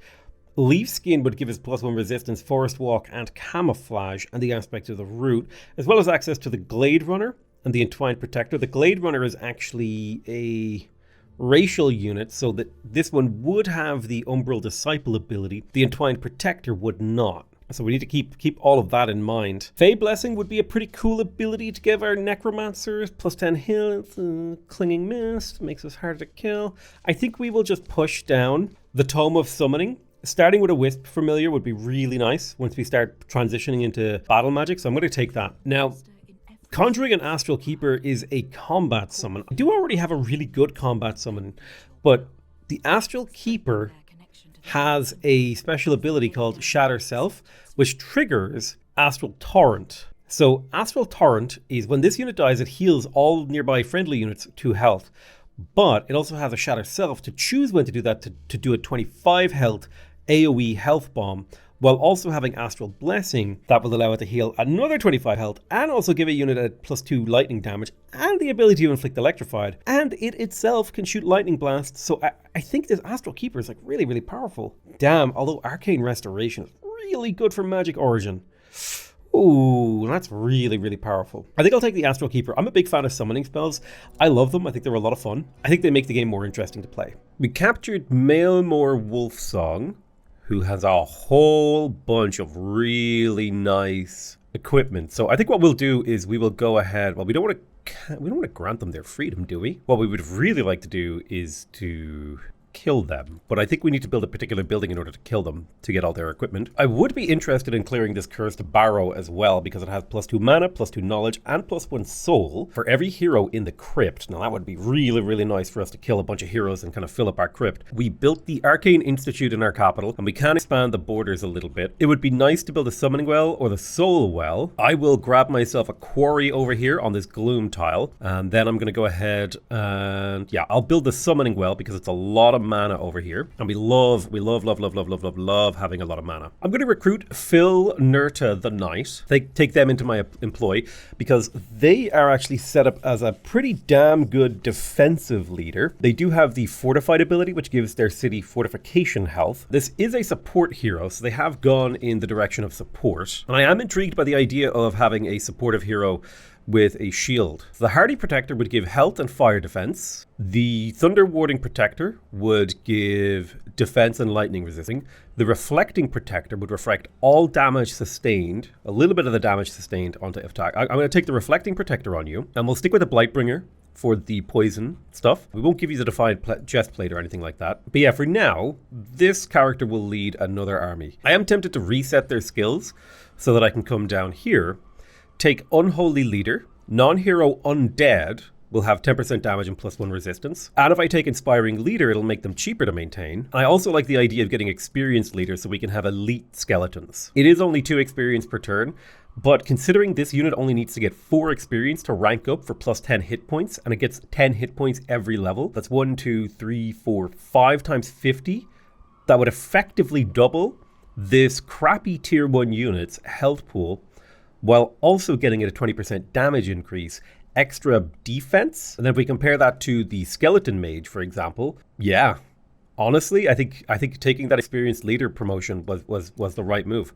Arik Rex considers me a friend. Now, I think it might be a good idea to similarly declare a friendship with him, just so we have a limited number of people that we have to fight with. We do need to be careful about the amount of gold that we're spending. I do like that my scout is running around down here picking up little bits.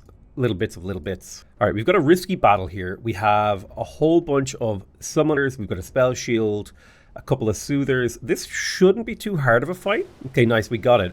And my lesser magma spirit reached exalted level, meaning that he will become a legend, and that should evolve him into a magma spirit. So now he's a level 3 unit. He does have a pretty high upkeep, but he's a lot stronger now. That means my other one's pretty close. I'm going to not hire anymore because I don't have the mana to afford these right now. I'm going to take my undead stack to see if we can get some easy levels. So if I auto combat, if I lose anything, I will retry it myself. So while this undead stack is quite powerful, it is not completely invincible. So I will create a shielded front line with my battle mages behind, and I will have my dark warrior over here on the flanks. Excellent.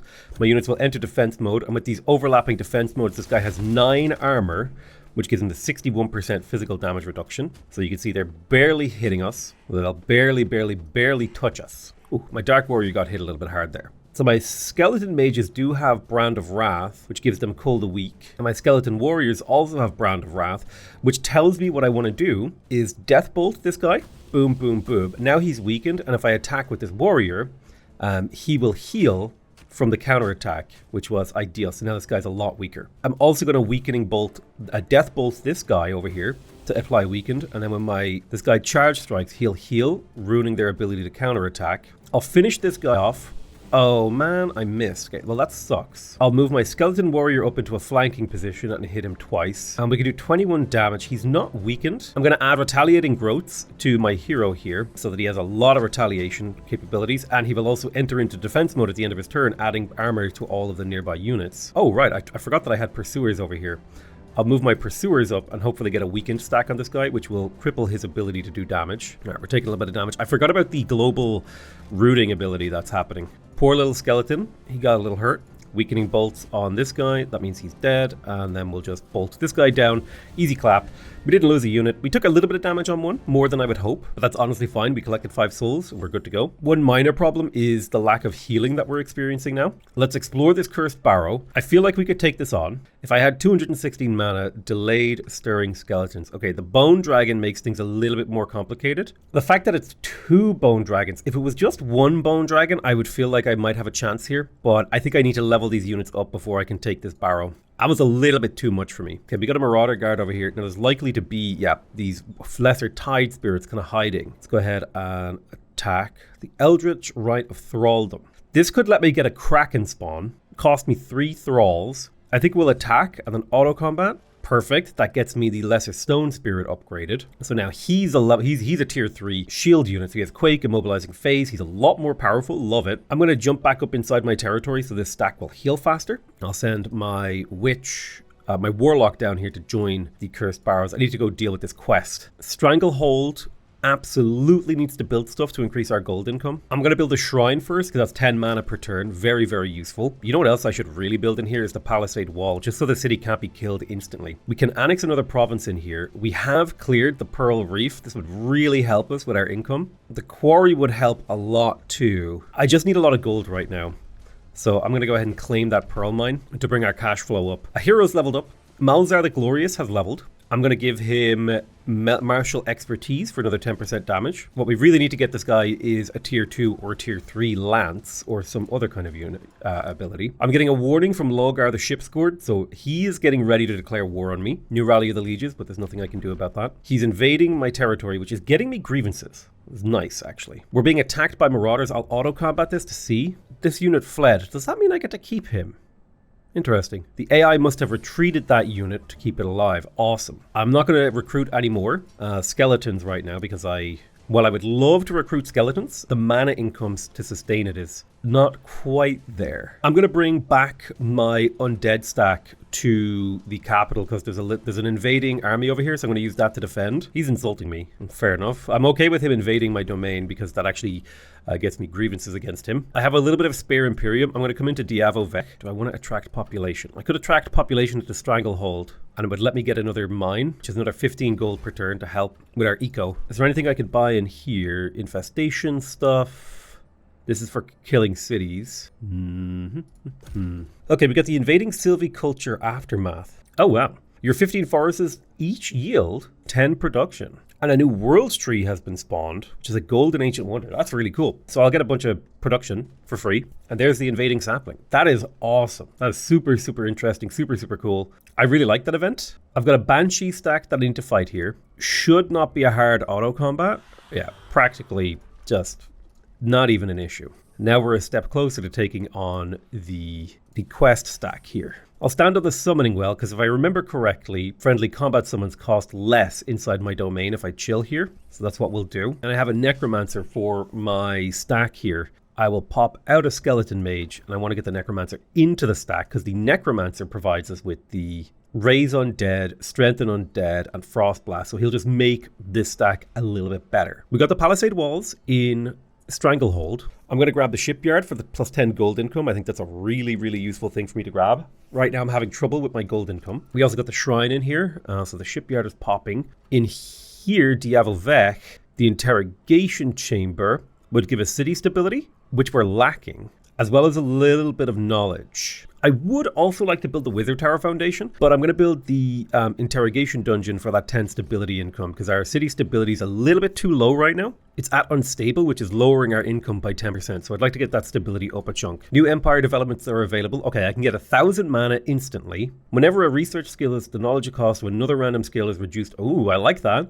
So this would speed up my research significantly. This would give me combat casting points every time we kill a unit. I like that. I like a lot of these. Instantly gain 750 knowledge. I love forbidden knowledge. That is really cool. I think I'm going to get the Rite of Astral Abundance because this just means I have a ton of mana to play around with in battles and I don't have to worry about that. So I'm quite happy to take this. And this also tells me that I should probably build the Wizard Foundation right now to get that plus 5 Imperium income to get more of those sort of affinity abilities. Lovely. They're attacking us exactly as we had hoped.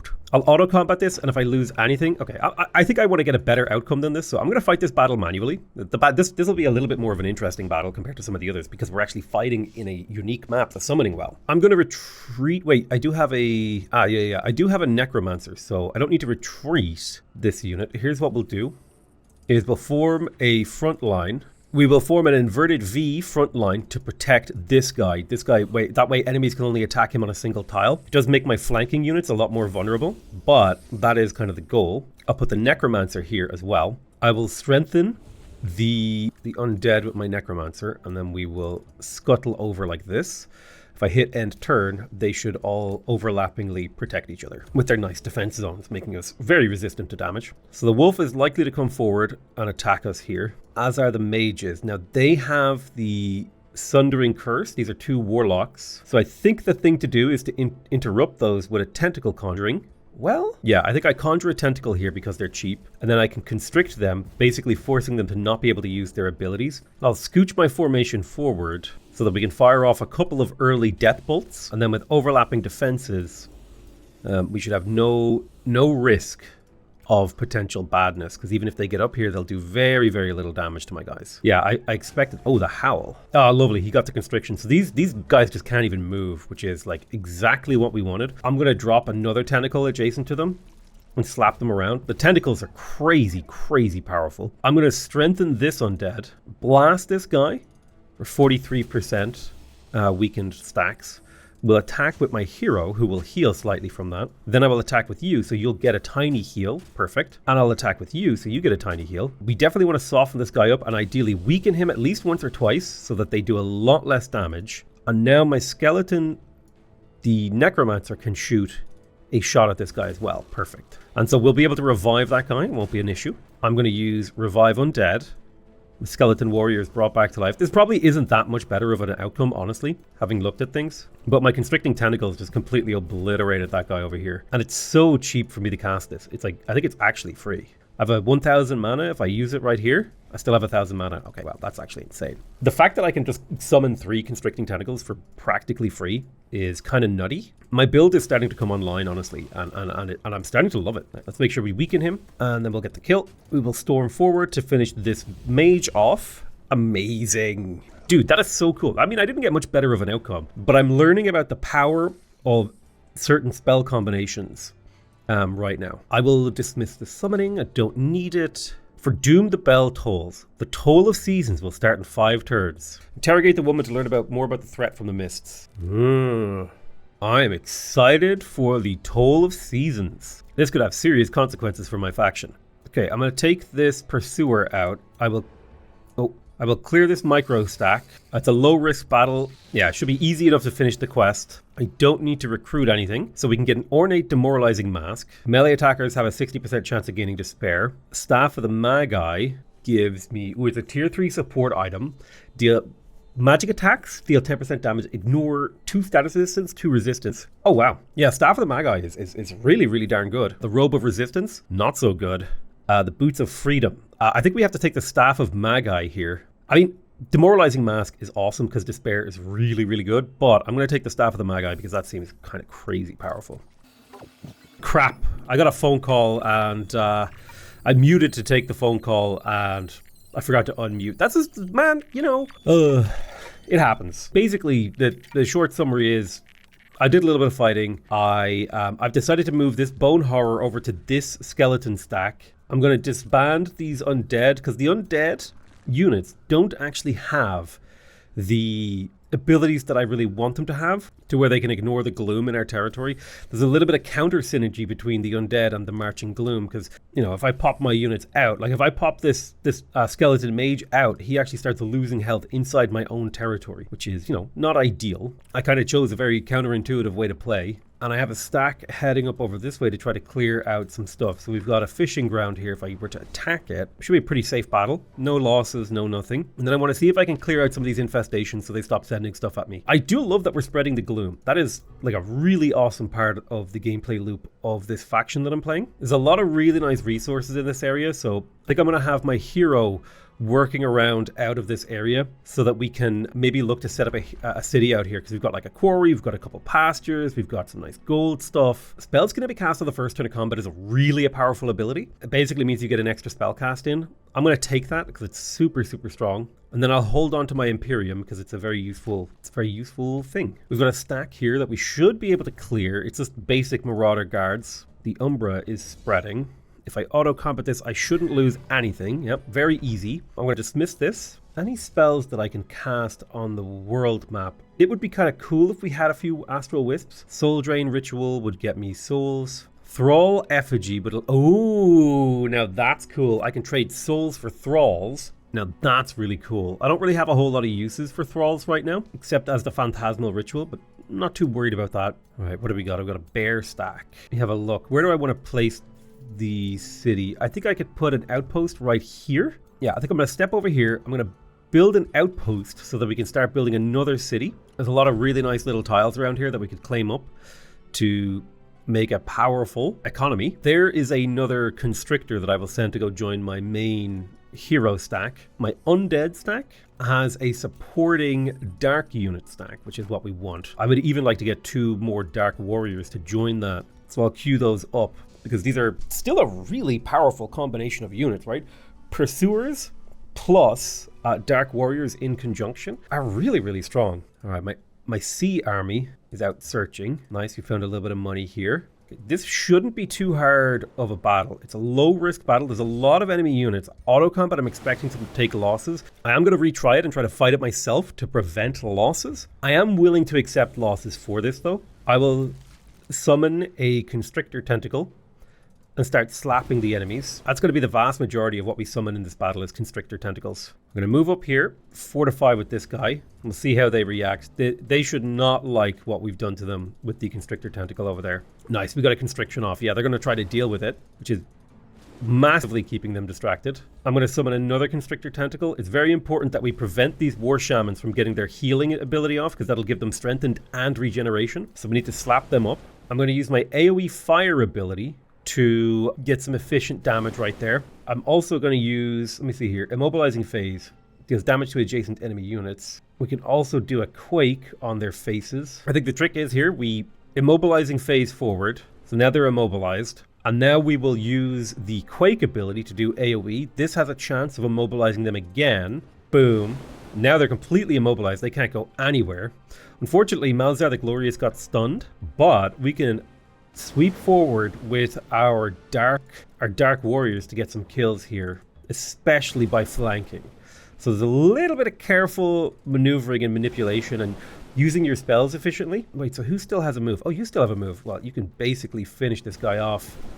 And now he's constricted, he can't go anywhere. Perfect. So I love that these tentacles have hyper awareness, so they literally cannot be flanked. And they have, if I recall correctly, they have many retaliations. I mean, a fun combination is to put retaliating growths on one of these constricting tentacles, because it means it has even better chance to constrict. It has unlimited retaliation attacks and hyper awareness and defensive masters. Now I'm just going to summon another tentacle. And again, I want to slap up this support unit because it is the thing that will make it the most difficult for me to win the battle. I'm going to step forward a single tile with my Magma Spirit and Firebolt. Then I will slap him with Malzar. I'll get a dark unit to flank, a dark warrior, and then I'll flank with another dark warrior. That'll get him killed. And now we're just moving up to finish this off. Very straightforward battle. Carefully using your abilities really gets you a much better outcome. I'm going to blink behind these guys so that we can get a 46 damage charge strike.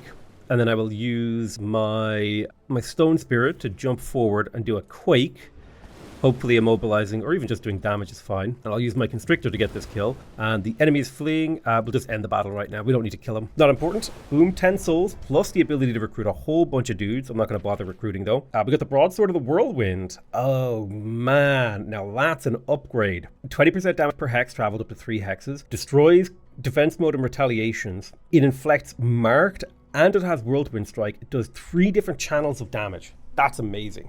We will be taking that reward, and immediately I'll be opening this guy up. Now, he will be taken off his mount, but he will be getting the Broadsword of the Whirlwind, which is a fantastic ability. This guy also leveled up. I could give him Killing a Momentum, which will give him an action point when he kills another unit. In conjunction with Blink, he could rush forward, kill someone, and then blink and attack again. I'm going to take Killing Momentum because that makes this guy a real killer. And let's have a look here. I will also auto-combat these Kraken spawns for a little bit of resources. Nice, we got the Wand of Inversion. I like that we're getting a lot of items that we could potentially turn into item materials to be converted into other stuff. We could recycle the items, basically, is what I was trying to say there. I would really like to build the Soul Well. Where, though? Where would I like to build a Soul Well? If I put the Soul Well on this tile, it would be adjacent to 2 conduits, and therefore it would get an extra 6 mana, which would be awesome. So I'll pop a quarry on this tile. I'll place the Soul Well in its position. I also really need to get gold. Yeah, we just have to give the city some time. It's generating a lot of resources. It's just, you know, it takes a little bit of time. I do like how much mana we have in the chamber, though. I like the position we're in from an economic point of view. I am a little bit worried about the Toll of Seasons, honestly. So the Toll of Spring has come. The forest north of Stranglehold, we have 1 turn to prepare for the Horrors of Mist. I could delay the Dread for 2 turns. That'd be really nice. So they're teleporting in here from the Altar of Marching Gloom. That should just about give me enough time to clear out this army, hopefully being a safe battle with no losses. Okay, I don't want to lose my Bone Horror, so I'm going to retry this battle. I'll fight it manually. I don't want to lose units right now. Not when I'm under so much pressure from so many different directions. So what are we up against? We're up against a fairly well-balanced force. I think I could make good use of an Astral Keeper in this battle, in particular to heal up my Bone Horror. So I'm going to move my Bone forward Bone Horror forward. I'm going to spawn an Astral Keeper behind him, who will drop an Astral Blessing on him this turn. Perfect. I'll scuttle forward with my Necromancer, and I will give him a boost, and then I will drop a defense mode. Oops, accidentally defense moded with you. That was not intentional. And now I have a pile of pursuers on the left flank as well that we'll be able to make good use of. So I'll just kind of storm them forward as much as we can, and we'll see what the enemy does. Okay, Teleporting Serpent hurts. My Dark Warrior got severely damaged. It would be really nice if we could get rid of these. So I'm going to Death Bolt him. I will Lightning Blast him. I will Frost Blast him. I will melee strike him, and here's why. It's because I want this guy to rush around and basically one-shot this Astral Serpent, completely obliterating its ability to do damage. Now, that got me into that position. We need to get rid of this Dark Warrior. 1, 2, 3. And then another 1, 2, 3. Because we need to get my Dark Warrior out of here to a safe position. I'm going to push forward with my Skeleton Warrior. He's going to do a defense mode, protecting these guys. And then these are 2 ranged units that are going to be very vulnerable to a tentacle being summoned. And because I summoned an Astral Keeper last turn, I can cast an Ice Shackles for less upkeep. So I think I will necrotize the Astral Wisp, rather. And that should mean next turn, in theory, another spell that I cast will be cheaper as well. I'm going to rush this guy over here, and I will defense mode him to keep him safe. Independents are moving. They'll do a little bit of damage on the flank, which is fine. They sundered my resistance quite a bit. Oh, I didn't even realize. Do Astral Wisps always sunder resistance? Wait a minute. Is that just a thing they do? Oh, Astral Wisps are crazy if you all have them all focusing firing. I definitely want to get the Astral Whip. So how much does it cost me? Yeah, it's 12 mana now to do a Conjure Tentacle. Whereas if I were to cast Ice Shackles or Necrotize again, it would pay the full cost. So it's good to change the type of spell that you cast each turn. So I'm going to Conjure a Tentacle here because I want to whip this guy. Boom. Small chance to get stunned. We managed to avoid it. We'll fire 3 Weakening Bolts. That gets us the Decaying Zombie that we were looking for. These disappear after the end of the battle, if I recall correctly. Let's fire some Weakening Bolts at this weird, like, Will Thief Strider guy. Boom, boom, boom. Now, his morale is collapsing, and his damage is basically non-existent. We're going to rush forward and slap him with Cold a Weak. My Dark Warrior will also rush forward, and he'll get 10 health out of that, which is nice. Let's start hitting this guy to weaken him, making him a little easier for us to blast. I will Astral Blessing my hero. That'll give him a little bit of electricity damage on his attacks, which we love. I'll raise this Dark Warrior as a Decaying Zombie to finish you. God, yes. How often can I use this ability? Once per battle. Raise Undead is so good for turning the tide and making things go a lot easier for you. Charge Strike, boom. Also, I love that Bone Horrors can eat corpses to heal. It just makes them so much stickier, so much harder to deal with. Okay, he shattered himself, kind of pointlessly, but in theory it was the only thing that he could do that could theoretically improve the status of the battlefield if any other units were alive. Awesome. So we survived that battle without any losses. I'm not going to raise another Skeleton Polearm unit. What I will do is start rushing these units down south, because there is something spawning in here soon. Now, do I want Arcane Battlements or do I want Archer Battlements? Neither of them are boosted, so I think I can defend this without. I'm going to attract a population here so that I can put a farm on this tile, and this will set me up to start building a nice sort of Soul Well, Summoning Well sort of cooperation zone. If I put the Soul Well here, it will do well from absorbing mana and resources from the nearby stuff. So I'll put a Soul Well right there. That's going to get me more souls per turn. Remember, I can convert souls into thralls, which is fantastic. My hero stack is ready. I can take on these bears. It should be an easy auto combat, barely even take damage. We got some food and we got a battle axe. It's a level 2 weapon. Now, that level 2 weapon would actually be good to be equipped by Phil Nitra, because he has a level 1 weapon that does 10 damage per hit. If I gave him the battle axe, that'd be 14 damage plus a chance to bleed. So that's a significant upgrade. He is wearing a helmet for +1 defense. That's okay. I'll give him a Wand of Inversion. He also got a level actually from that fight. Now, this is a support hero. Manifest Tentacle is a superb ability. It has 5 range. Any sort of summon ability is always, in my opinion, going to do a lot of work for an army stack, in particular in auto-resolve. For some reason, summons in auto-resolve just like do work. Another Lesser Stone Spirit. I have 3 of those now. I really like the Stone Spirit though. I'm super okay with getting those. This water army stack, I probably need to reduce the amount of dark warriors in this army because they don't have very good synergy with these guys. No, wait, actually, we do have a single battle mage adding cool the weak. It's a little bit too much melee, is my opinion, so we would like to get a little bit more ranged stuff in here. I'm gonna do some more water exploration to get these guys leveled up. Auto combat, we don't lose anything, we just get some souls as well, a little bit of money. These are ideal outcomes that we're clearing all this stuff up here. And if we can clear out all this noise, we could set up a dedicated naval city up here. In fact, this outpost could become that city. Just spill it out into the water. Okay, we got the Astral Serpent. Necrotic Magic. 60% chance to inflict decaying on my battle mages and support units. I can get Arcane Supercharge to make my friendly magic origin unit have 50% more damage, 30% more defense, 30% more resistance, and the static charge. Honestly, Arcane Supercharge seems crazy. Spells are ready to cast. I kind of want to get some Astral Wisps, but I have very little headroom on my mana. Regenerating health per turn in hostile domain would be nice. I kind of want to save my Imperium to build more cities. Alethkar Draconis declared a rivalry on me. I'm going to just let him do that. It's a question of, do we want to immediately found a city of the insectoid tyrants here? Or do we want to build a work camp and some palisade walls and slowly sort of pre-build this city? I think we will do some pre-building on this city. I think it's kind of efficient to do.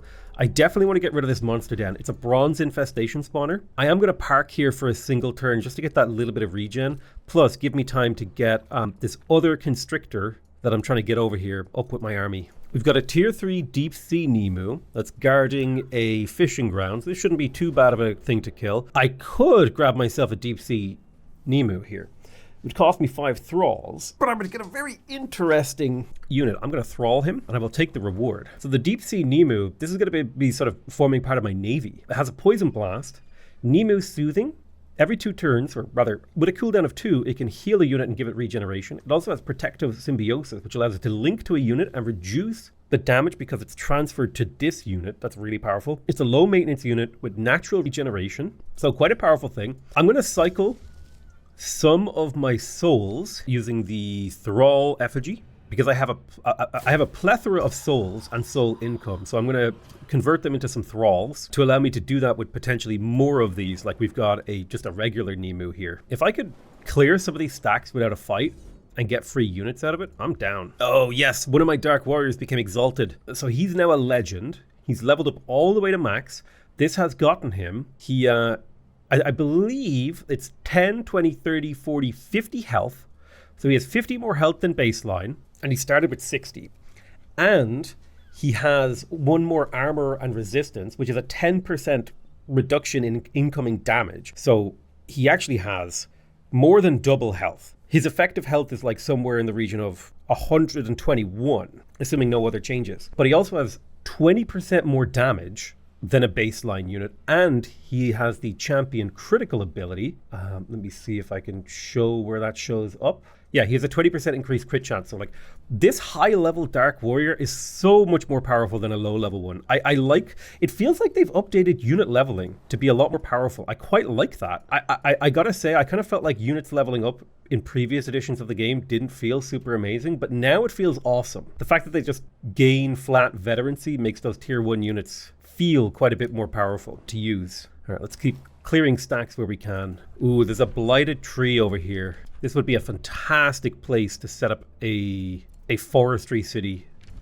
with Gloom. If I had like a forestry dedicated city with Gloom, I would get 2 mana and 2 knowledge per forester, plus an extra 2 mana from Gloom, as well as a bunch of food production and draft. There's a lot of potential here. A lot. We got the Ritual Mausoleum in Dievo Vec, which has brought us back up to stable city stability. I am tanking money right now, which does not feel good. I'm going to send this guy back to this outpost to heal up. He's a little bit too hurt. Dievo Vec can annex another province. I'll avoid any of the water stuff. Although, that said, there is a research post here if we wanted it. It'd be nice to get a little bit more mana. Plus, this is adjacent to a summoning well. So I'll grab a mana node because that will allow me to play a little bit harder into the mana side of things. Phil Nitra here has a signature skill. Now, this is my support hero. Summoning a tier 3 undead unit could be really good. Rallying Blessing. I think I'm going to take the summon undead ability. And since this is a heavily support side of the world unit, I'm going to give him the Staff of the Magi. That will give him magic attack and a warding thing, as well as just a really powerful single target magic attack. And it also suits his build a little bit better because he's a sit in the back line kind of unit for an undead stack. Also, these undead units are starting to become quite powerful. They're up to elite. We do like to see them becoming elite. See, because he's embarked, he has less defense, so he actually should have even higher defense. Okay, yeah, these units are becoming powerful. Arik Rex wants a wizard bond. I'm going to take that. Even though we're very much so opposed in certain ways, it's good to have an ally on the world. It's just another person that's not going to be attacking me, right? And that's good. Oh dear. We've got a very powerful stack coming towards my sovereign. So I will get into position on this outpost so we can get fully healed up and prepared to attack this. I will fire off the Thrall effigy. Boom. That got me up to 10 Thralls here. Then I'm going to do a phantasmal ritual, hopefully to ready to fire off next turn. I'll pop you up into my domain so you heal nice and quickly. Yeah. Getting that health back is ideal. I mean, obviously it's better if you don't take the damage in the first place. Stranglehold has units in position now to protect it. Awesome. My gold income is just dipping and dipping and dipping and dipping and dipping, which I do not love. This is exactly the kind of situation I don't like to get into, but I'll end the turn. I'll let things continue. Are you coming forward for me? Yes, you are. Now, they're looking for a fight with me, and I'm pretty sure I could win this battle auto without losses, but I'm going to retry it myself. I have a lot of mana to spend. Oh my god, my hero is so big. I keep forgetting how big he is. I'm going to cast Necrotize on a unit here that I think would be easy to kill. Probably one of these mages, so he's going to become decaying and infected. That'll let them take some damage over time. Now, in terms of the front line, I'll move my hero out of the way. My Splitterling will skitter forward. I'll get my Constrictors up into battle formation with my Warlocks sitting behind with their freezing curse. I call this as a reasonable battle formation. Oh, combat overview. Okay, it looks like a lot of UI changes have come in here. Loving it. Okay, this guy got frozen. This is a unit that is designed to sort of take the brunt of the first strikes from the enemy, so I'm okay with this. Now, they have positioned their two battle mages in a vulnerable position where I can drop a tentacle right behind them. And now this guy is the one who's infected, so I can slap him up, boom, boom, boom, constrict him. And now we have basically a guaranteed chance to spawn that decaying zombie. Look at my leader. We have a few choices about how we want to do this. We could mind spike someone for a little bit of damage. I do think Madness could be very, very powerful, as could Eldritch Mind Control. If I mind controlled this wolf, I could turn and bite the hell out of this Shadow Demon Living Fog thing, doing 21 damage. And more importantly, now this unit's blocking his ability to push forward. Weakening Curse will sunder his defense and weaken him. Boom. I'm going to hit him with that twice, so his defense is completely sundered. Now he has -4 to his armor, because he's taking 40% more physical damage. I probably should have waited to attack with this. So if I step forward one tile with my Constrictor, I can grab this guy, pull him, and I can pull him deeper, and then basically just completely annihilate him with critical hits. So we isolated him from the rest of his army. Ooh, okay, one of our Constrictors is taking a lot of damage, but the tentacle did its job. Yeah, this guy's about to have a really bad day. So go ahead and slap him a couple times. We get that decaying zombie. Perfect. I'm going to summon an Astral Keeper right here, and I will heal this unit to make it a little bit stronger. Let's see, what do we got? Eldritch Truth. Yeah, I'll inflict Eldritch Truth on the dog. It failed, but now it has Madness, which is good. So it'll attack its own units. I'm going to move this Warlock over here to get a 90% chance of weakened on him. And then we'll take a few 50% chances on you. Let me pop you forward. Stab this lad. Bam. Oh yeah, love that. And then you're going to run forward. Well, no, let's get this kill. Perfect. So our morale is high, and there's not a whole lot that they can do to us. Yeah, the wolf attacks his own battle mage. That's perfect. We take a little bit of damage for this guy. That's not the end of the world. My Siphoner will shoot, hopefully weakening him. This battle mage will shoot, hopefully weakening him even further.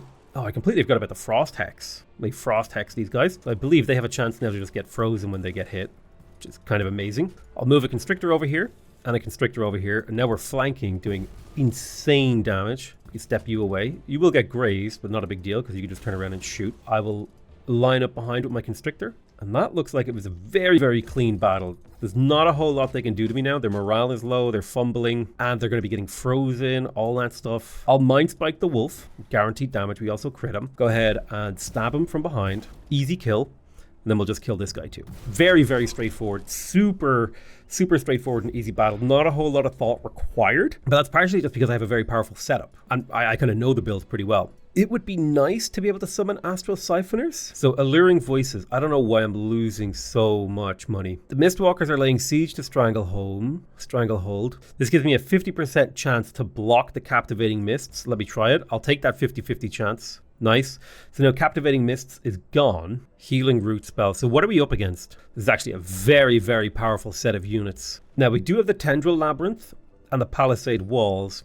And the reason I'm losing money, I think, is because the city's under siege, so I'm not getting the yields from it. We're up against the Scourge of Spring, Mistlings, all these horrible, horrible creatures. I might wait out the siege because it gives me the advantage of the the Tendril Labyrinth, which is really, really nice. So I might wait out this siege and see what happens. Oh boy, we've got a couple of invading forces down here by my summoning well. That's a bit of a problem. So it's likely that my summoning well will be crushed. I think I keep pressing forward with my ruler here to set up this city, clearing out resources and stuff nearby.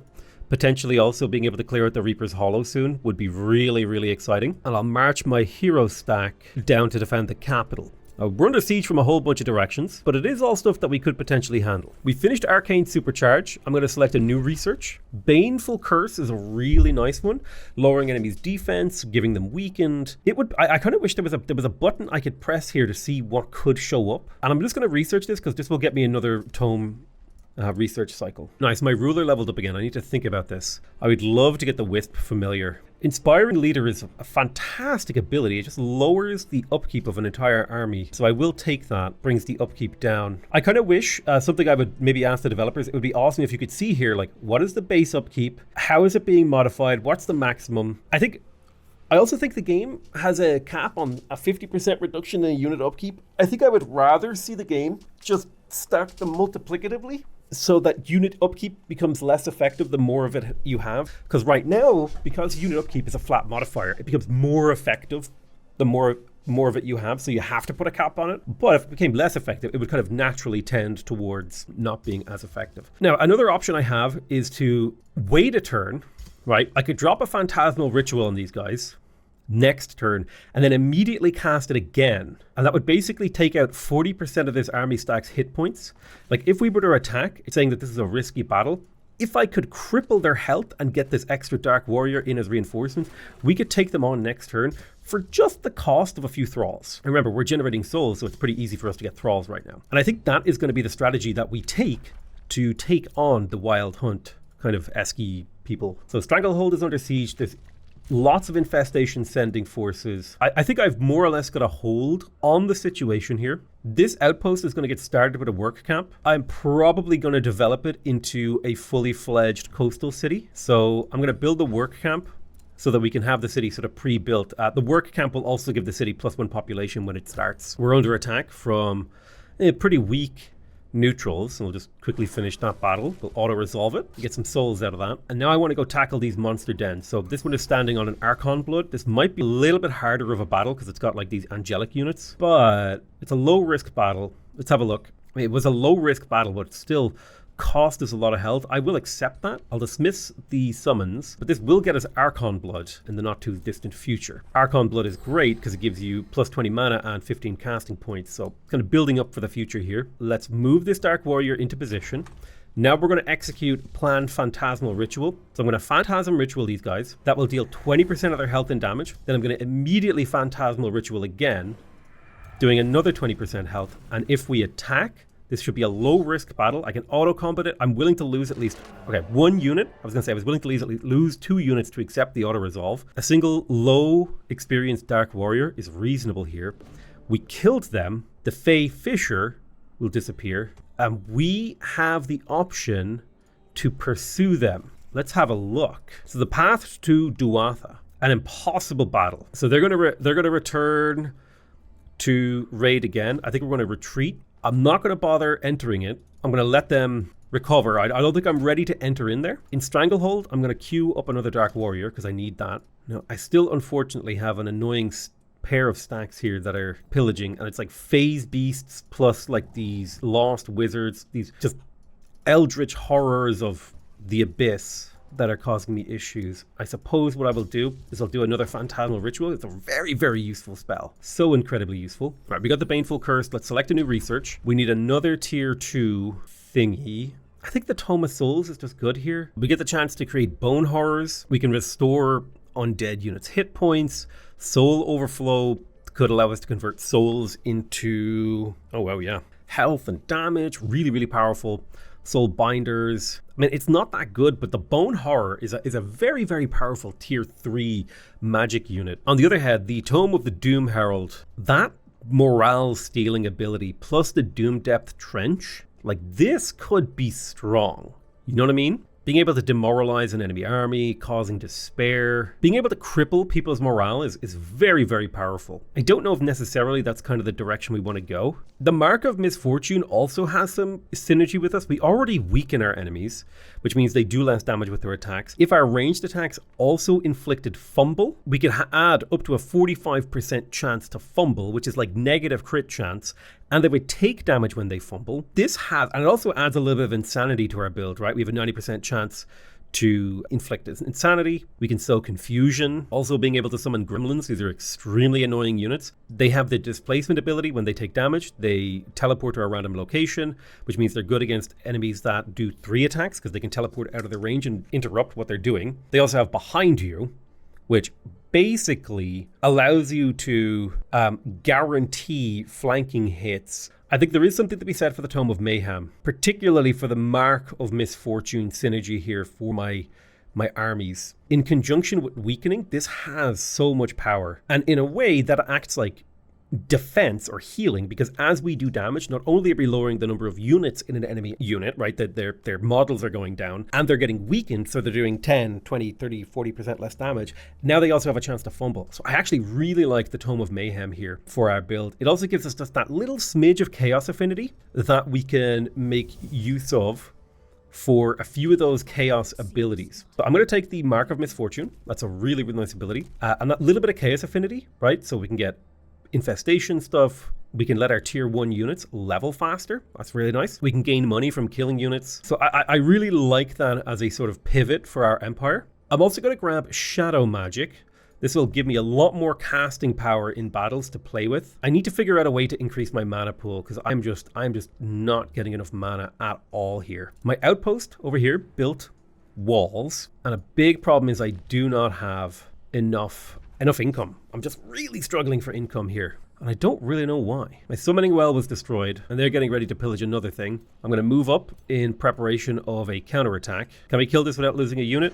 Okay, yeah, they retreated this unit, which means they didn't die. We clear this infestation. That gets me food, money, mana. Ooh, Dawnbringer's crossbow. That's a tier 3 crossbow. That's insane. And the Frostbringer charge item. It is only a tier 1. That's unlucky. Wand of Inversion. I feel like there's some sort of weird RNG, whereas if you get one item like the Wand of Inversion, you're more likely to get it again.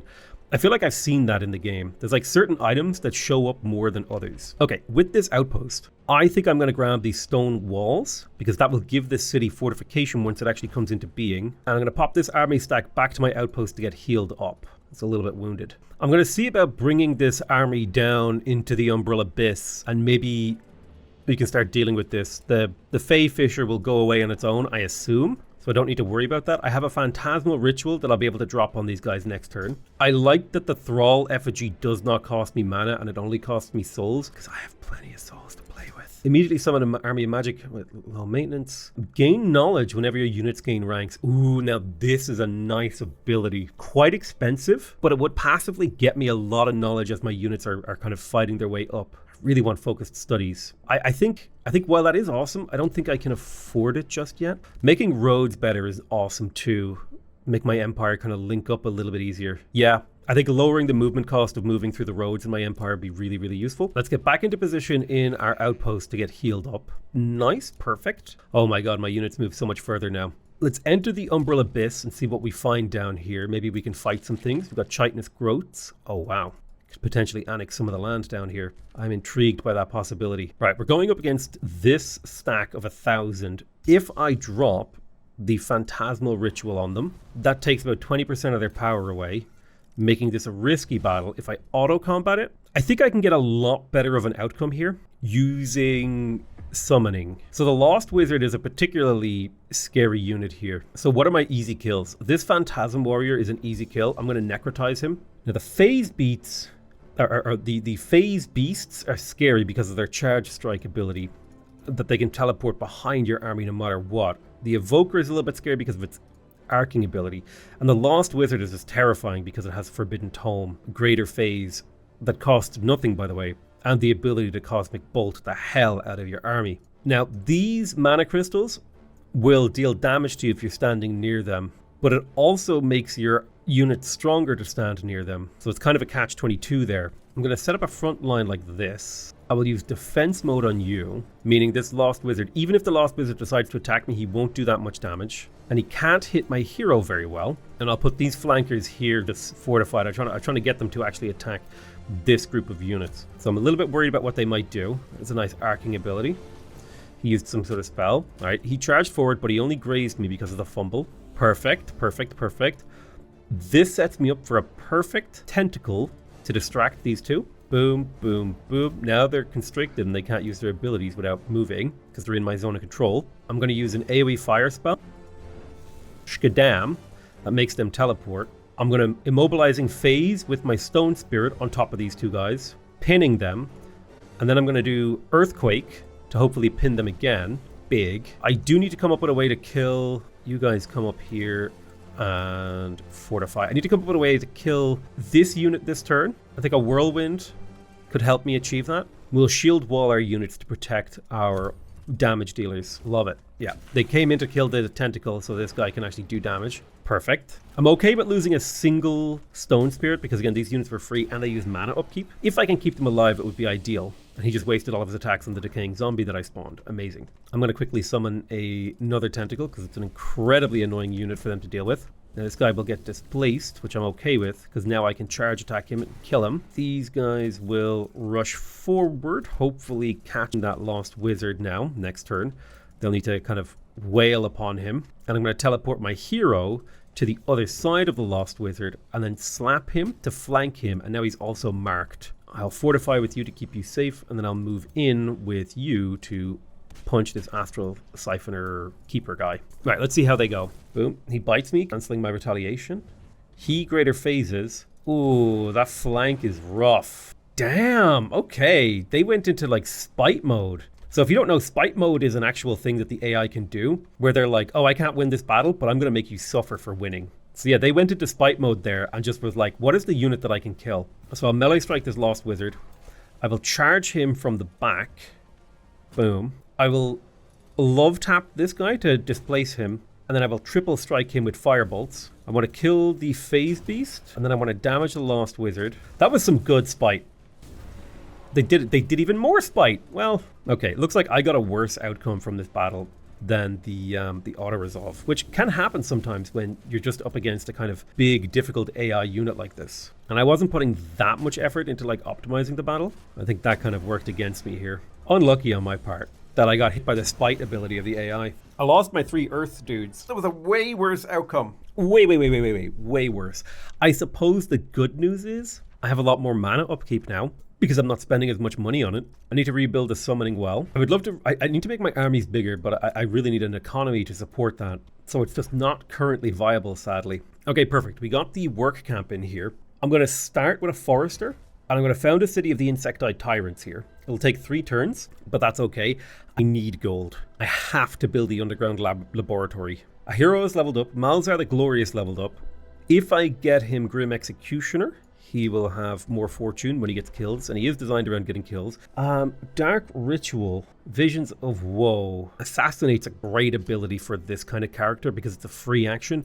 He teleports in, he damages a unit, he assassinates, refreshing his abilities, gaining 3 fortune. Yeah, that'll just turn him into a very powerful sort of combo. I'm going to launch that Thrall effigy. I need to get rid of some of these infestations, dude. I need to get the map under control. I do like that Age of Wonders 4 has done a good job of making it feel like you're constantly under attack. And particularly on hard mode, where I'm playing in this sort of chill, less optimal style, I quite like that. Oh, I wonder if he would be willing to sell me the Temple of the God here. Probably not, but I would love to grab that. But particularly in this kind of more relaxed, chill style, I don't feel compelled to like giga hyper optimize my gameplay, and I'm not struggling too much. You know, it's not a complete breeze, but I feel like I'm right up against the limit of my competency.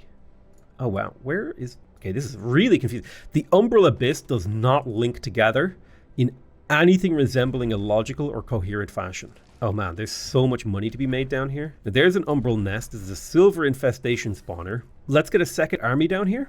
We may want to found an outpost to claim both of these chitinous growths. I'll wait one more turn of healing with my main army. The Mistwalkers will retreat for another 4 turns. We have a few turns of a bit of headroom to kind of make some decisions.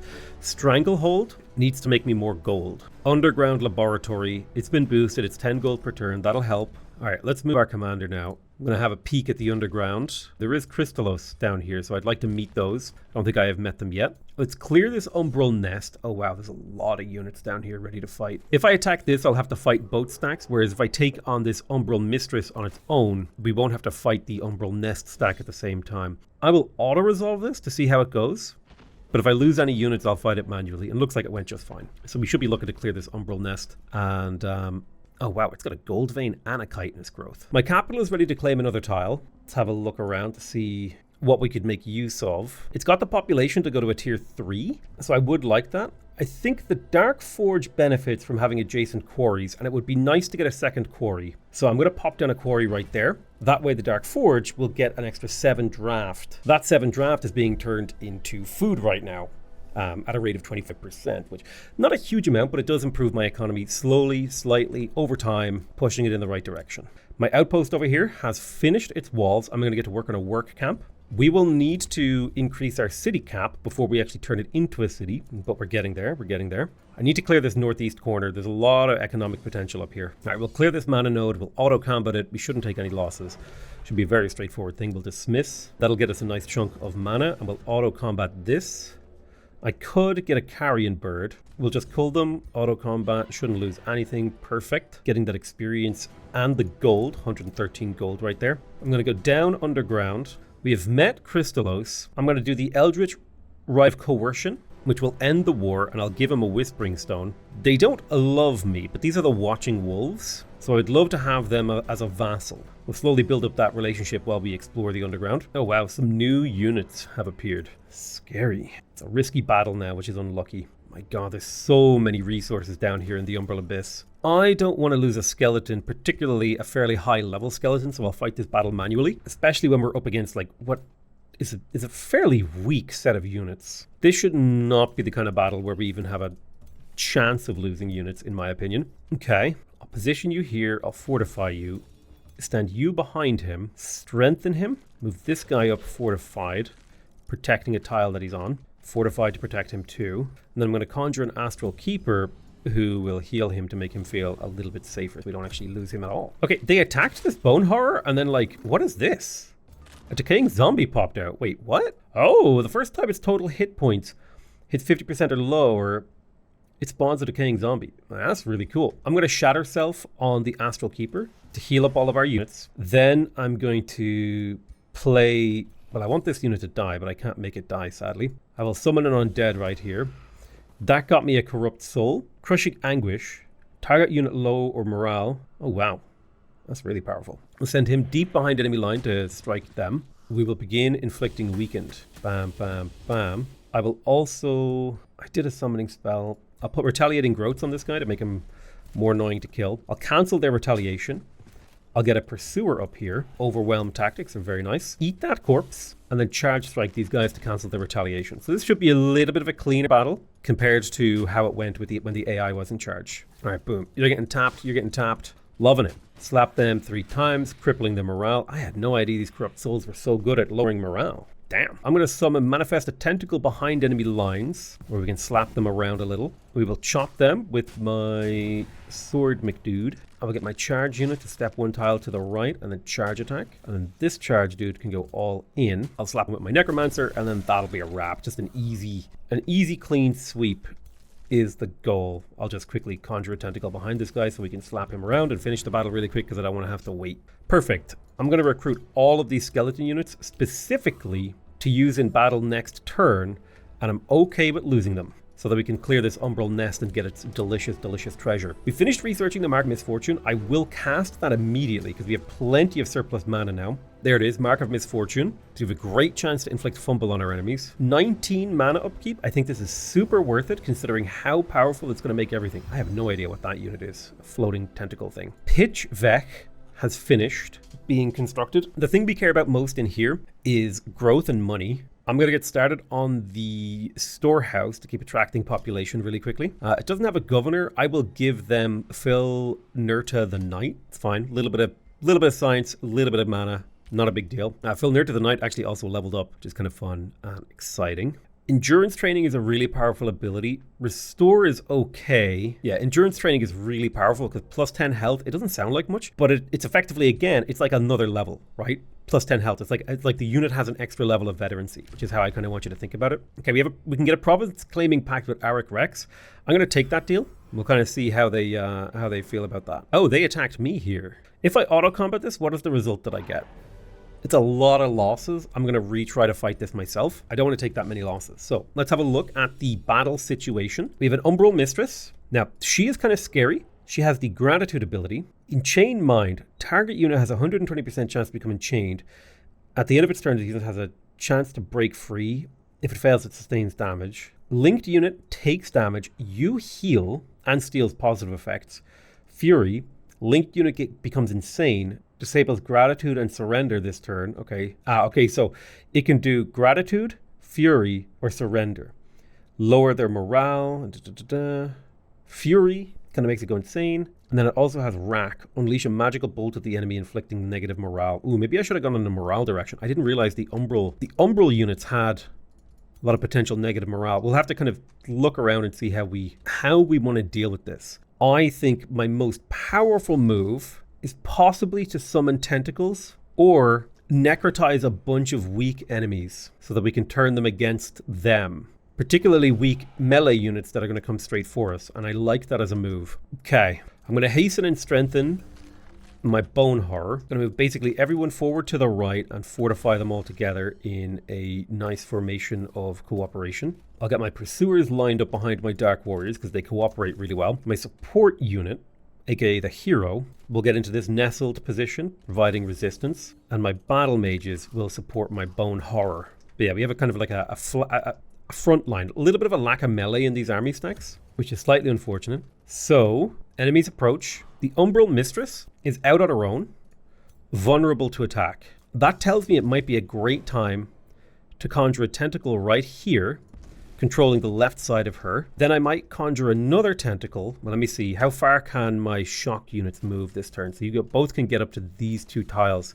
Okay, I'm going to move my shock units up, and I'm going to play on the right side of this Umbral Mistress. I'm going to hit her with my 3 Pursuers. This will give her a 45% chance to be weakened, and we want to weaken her a lot. So now she's misfortuned. She has a really bad chance to actually do anything. We're going to cancel her defense mode, bringing it up to 19 damage. Now I'm going to whip her with the tentacle. Bam, bam, bam. I'm going to summon a level 3 undead, who I will position here in a defense mode to protect this side of my army from getting flanked. And I don't care if he dies. I'll put my skeleton warrior here in defense mode to prevent these units from taking too much damage from counterattacks. And I'm not going to give them any easy targets.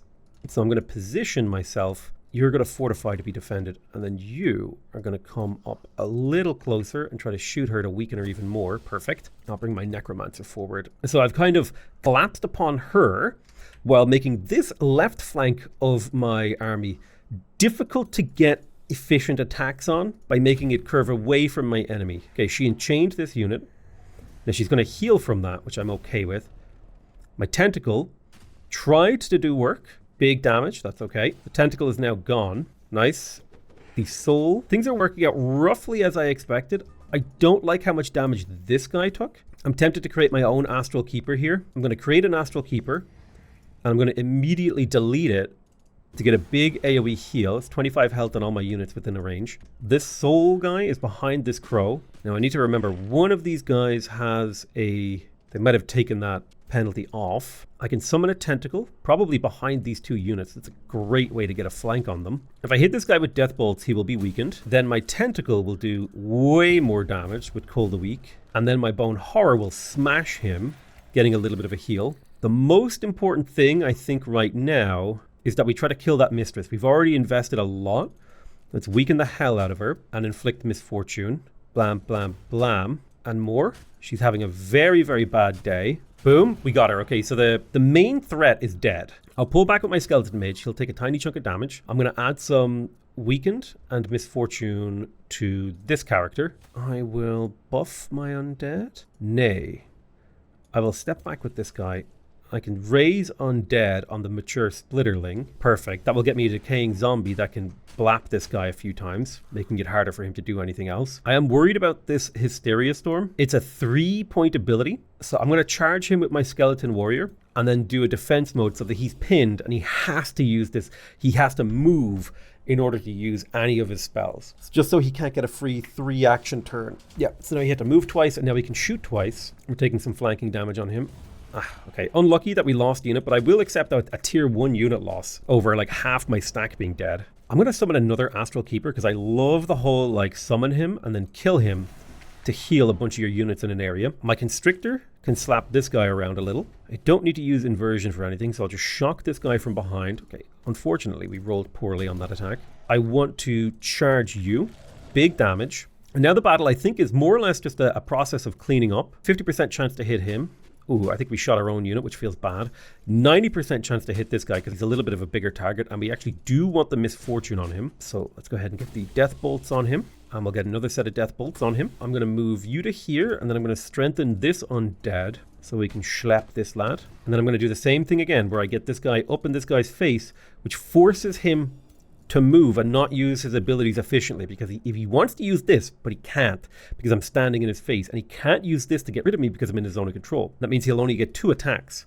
So it's just a sort of these small little efficient maneuvers. Let's cancel his retaliation and get a bit of damage on him, plus we'll get a small bit of healing. So yeah, they're 100% in spite mode and they're trying to get another kill on me, which is fine. Losing to cheap melee shock units that I can replace pretty quickly. It's the experience that I'll miss rather than anything else. Yeah, I think we need to start taking this guy down, so we'll weaken him and add misfortune. Where's my necromancer? Blast him to weaken him. Then we'll hit him from behind for 29 damage. And now this is where this guy can come into fruition. All that intercepting he did is finally paying off. My decaying zombie will rush forward, getting him. This tentacle can't really do anything. I'll bring my hero up.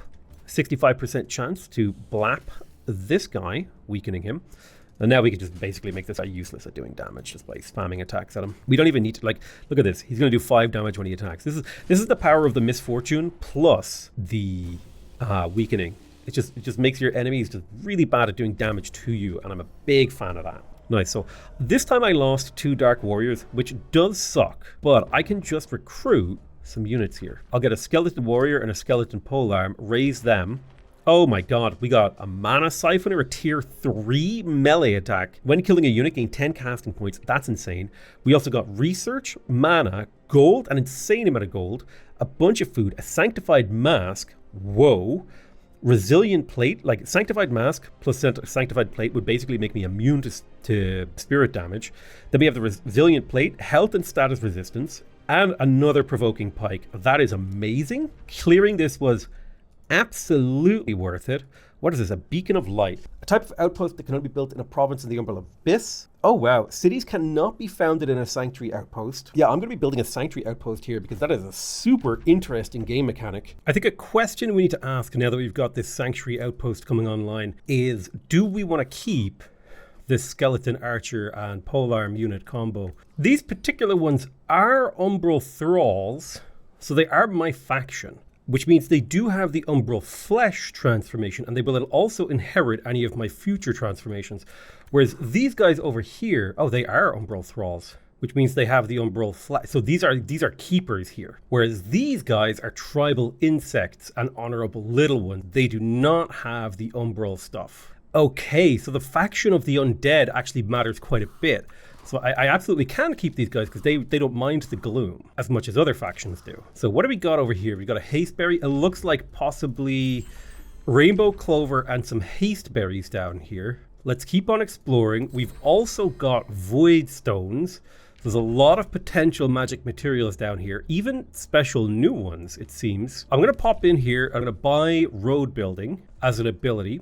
This will allow me to select this army here. And if I do road building, I can build a road to pitch Vec, getting myself into terrain where I can heal. So road building can be a great way to increase the mobility of your army stacks back and forth. My sovereign is underground. I would love to get the haunted halls and also to make friends with Crystallios. We'll have a pact of cooperation in 14 turns. I could boost our allegiance to gain 14 allegiance. That would massively increase the rate at which we would get the pact of cooperation. So I am going to spend some allegiance to get that going. I'll also clear this with an auto combat. Shouldn't be a difficult one. I've got 60 money and a Frostbringer, a tier 1 polearm. Not bad, I'll take that. There is something to be said for me to make an outpost down here to get access to the haunted halls. I'll have a little think about that before I commit to it, because I think we've got like multiple layers of the map that we're investigating and working on. We have a ton of magic in the bank. I could grab necrotic magic, which would give my units a chance to inflict decaying. Decaying is damage over effect that cannot stack, but it prevents an enemy from regenerating. And it also stops them from regaining hit points. I do like this. It would make my battle mages and stuff even better support units, preventing my enemies from healing. Alternatively, I could get constricted on my magic attacks, which would immobilize a unit. So a unit can't move or use movement abilities, and it would take damage. Both of these are honestly pretty good. I'm going to get the constricting focus first, because that gives me a lot more control over the battlefield. Now, my next research, I have been making use of some zombies every now and again. So being able to detonate a zombie to give decaying to a bunch of enemies could be quite powerful.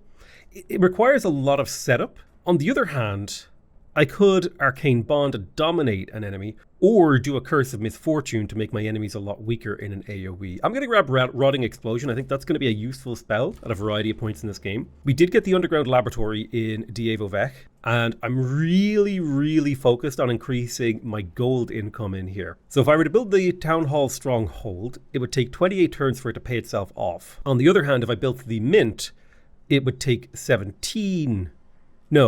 half of that, which is 8.5 turns to pay itself off, which is a pretty good return on investment for the Mint, especially if I build a third farm in here. And gold is the thing that I'm lacking. So I'll get started on the Mint and we'll boost it with a farm in here when the time comes. Stranglehold can annex another province. There's a high quality fishing ground here that would bring me up to my third farm, which would allow me to build the Mint upgraded as well. So I'm going to get the fish farm. Although I will look and see what is here. This is a mana node. I could put a farm here as well, or a forester, and get that 10 mana per turn, while also getting a forester that'll boost some other buildings. And this is a sort of claimed tile, but it kind of prevents him from fighting me for tiles too. And expanding towards him is better than expanding away from him, in my opinion. I would like to get some Astral Wisps, but I'll probably wait until I have another hero next turn before I start looking into filling his army with astral units. I like how things are going though so far. Oh, my little deep sea Nemu is getting killed. I wonder how much I can do to prevent this if I do a manual combat. It's not inside my territory, sadly, so it's not going to benefit from some of the things. There are things I can do, like conjuring a tentacle right here and getting big damage on this guy constriction-wise while I get this guy into cover. Let's see how they handle the tentacle. Now, they're likely to try to hit him. They umbral drained me. Yep, fair. So what I'm going to do is, what is the range on your protective symbiosis? Okay, so it's that range. So I tell you what I'll do. I'm going to put a tentacle here, and then I'm going to do a protective symbiosis with this tentacle, and then I'm going to melee strike the hell out of this guy. So now this thing has that 20% damage reduction from the Deep Sea Nemu. I'll summon an Astral Keeper here to protect. I'll put an Astral Blessing on my Nemu, who can't move, which is fine, but I'll defensive mode him. We'll see if we can spend mana to get out of this problem. Our only real unit died. Okay, it didn't work. We spent a bunch of mana. Unlucky. That frost dragon is scary. We'll need to do something about this. I'm going to get this guy to pop into the city where he'll be safe. Maybe we can get reinforcements over there. I've got a rainbow clover here. I've got a bunch of stuff that I want to clear. This should be a fairly straightforward auto combat. I was wrong. Let's retry. So what happened here that killed so many units? Umbral Ramblings find themselves, every attacking unit adjacent to another attacking unit has a 30% chance to suffer insanity. If it resists, it loses morale. Okay, so we cannot have our units stand beside each other. That will be our death. Let's see, so what spell do I want to use? Baneful Curse is honestly pretty good right here. Sunders them, weakens them, makes them very vulnerable. And we need to keep all of our units spaced out. So I'm going to summon a tier 3 undead, move him forward and fortify. Keep our units from standing adjacent. Super, super important that no 2 units are beside another unit, which makes bringing power to bear on the enemy quite difficult. But it is something we can work around. As long as we're aware of our positioning and how close our units can be to each other, it honestly isn't that bad of a modifier. All of our units are away from each other.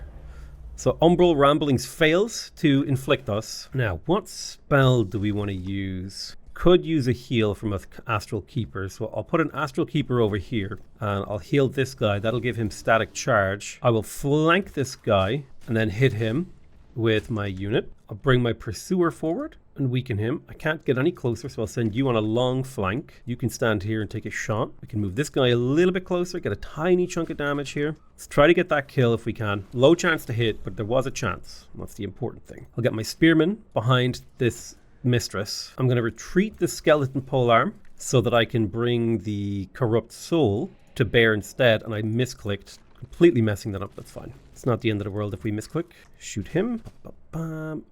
Get a little closer, shoot him. I'll get closer with my hero and shoot. 25% chance. We did, we grazed. I don't want to raise any undead as it currently stands. And then I'll just end my turn, successfully avoiding the insanity cascade. Oh, okay, so they deleted a unit, that's fine. I can raise undead. 42 damage, 65% chance to hit. Perfect. So now we just need to kill the lady before things happen. 24 damage. Get that flanking crit. Love it, love it, love it. You step away and shoot. I'll bring in my sword guy who will do 7 damage right now. Not ideal, but damage is damage. This character is super weakened. And we're bringing more ranged units to bear slowly. Charge strike with my corpse thing. I'll even necrotize them so they're decaying and they're dying slightly faster. Can't quite get the kill. Oh, 19% chance of death, however. Failed, but we got the damage in. My summon died. Ow, enchained and blasted. No big deal though. Charge strike, boom. So I think we didn't even lose a unit because I resurrected it with my Necromancer. And that's the power of the Necromancer, is avoiding losses like that. 111 mana plus the rapid surge boost, making our units more, our hero more quick. The Umbral Abyss. Let's continue to push north.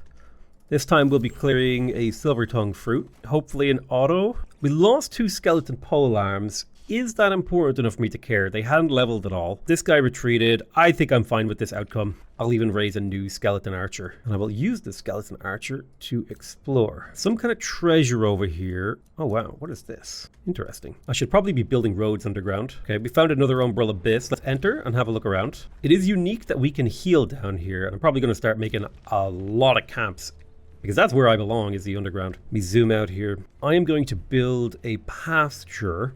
Sorry, not a pasture, a lumber mill on the pasture so that this town grows faster when I actually turn it into a town. It doesn't do anything just yet, but it will. Which hero do I want? Akri the Keeper is a hero of the meek. Oh, I love this. Combined with 5 Astral Wisps, Akri the Keeper could be a god. All tier 1 units will gain hit points and resistance. I really don't like Kira the Philosopher, so I'm going to hire Akri the Keeper. They are a melee fighter. Let me go ahead and recruit them. I'm going to completely change their setup here. I'm going to begin summoning them an army. Astral Wisps are the name of the game here. They only cost thralls to summon, I believe, which is perfect. And these Astral Wisps will have the immunity to the Umbral Malady. They'll have cosmic bolts, right? That will do weakened, sundered resistance, and misfortune. So lowering enemies' counterattack damage twice and lowering their resistance to magic damage when they do basically only magic damage. This is going to be a very, very fun army to play around with. I'm going to change this guy. I'm going to come in here. I'm going to change their skills. I'm going to reset their skills to 0. And these guys are going to be focused on being a support hero. Unholy Leader will give non-hero undead units Sorry, inspiring leader. 20% upkeep reduction is fantastic. In addition, I'm going to take Vigor 1, because this is going to be my frontliner, and I will take Experienced Leader to give my entire army +2 experience per turn. And Akri the Keeper will be my frontliner that kind of protects and supports his army with stats. He's like a stat stick that makes these astral wisps just absolutely insane. Tenebrous Shunla. Broodmistress Zavadin is an Umbral Thrall. They have Gloom Strider. Oh wow. They're Umbral beings. They have the Umbral Demon type, so they're weak to fire and spirit. They have +2 defense and Curse Eater. They lose a random negative status effect and gains 10 temporary hit points when they eat it at the start of every turn. They're immune to the Umbral Malady. Okay. They're floating. They have fast movement. They lose their mount and leg equipment slots. Oh wow. They're athletic, desolate adaptation, sharp eyes, dark Umbral Thralls, mana channelers, and merciless slavers. So I'm looking forward to this. We can vow to destroy them, permanently at war. Let's see. We can make a sacrifice of power. We will lose some alignment and some mana, but we'll gain a truce. I can give them money. Same thing. I can lose a single population, which is like awesome. Or I can sacrifice some thralls. Considering thralls only cost me casting points and souls, and I'm making an insane amount of souls per turn. Even easier, I can just sacrifice souls. Boom, done. Now, the Umbral Dwelling. Increase allegiance to Umbral Dwellings. Umbral Dwellings are always considered pure evil and will not accept the Whispering Stone. For evil rulers, allegiance will slowly increase over time. Fulfilling the Umbral Dwelling's evil demands will also increase the allegiance. I'm kind of excited for the possibility of them someday introducing a non-evil version. Like, what if there was the holy layer? I love the idea of them adding more layers to the game. Dude, Age of Wonders 4 is insane. So we're going to get an Eldritch Pact in 90 turns. Once we have the Eldritch Pact, they will share their income and magic materials, their vision. They'll let me build in here without a problem. They'll give me Rally of Lieges. They will reinforce in combat with me, and I can purchase special spells and other bonuses. This is kind of reminding me of the Age of Wonders Planetfall dwellings. I love it. This is amazing. Now, I can boost allegiance with them. Oh, wow. I can sacrifice souls for allegiance. That'll give me 8 allegiance. Boom, done. I can boost it again in 5 turns. So how and why is my allegiance increasing? Relations indifferent. They're happy that I sated their hunger. They like my alignment. I need to bring my alignment further evil. That'll be a little bit of work. So I'm going to summon another Astral Wisp for this stack. Pitch Vec is under siege, which is not going to hurt my economy too hard right now. I'll get myself another Astral Wisp if I can, and I'll move this army up into reinforcement position. I think this should be a pretty safe battle for me to engage in. I'll auto-combat it, expecting to lose nothing. We did lose nothing. We got 10 souls and a thrall out of it. We could raise a skeleton mage and a skeleton archer. I will probably not do that at the moment. And we're going to wait for this NPC stack to attack us. I will build a storehouse because I want the city to grow as fast as possible. Oh, what is this? A tome fragment. Unlocks a single spell that you have not researched. Oh, wow, okay. The tome fragment over here would be sick. I'm going to take my hero stack and I'm going to step on this Quicksilver Basin. This will give my whole army fast movement. So if you look at the movement of the army stack, boom, visit, and now when I click on them, they can go a lot further. Let me get you out of here. I can click the road ability. We'll build a road up here, and now we can attack. All right, it's saying a safe battle.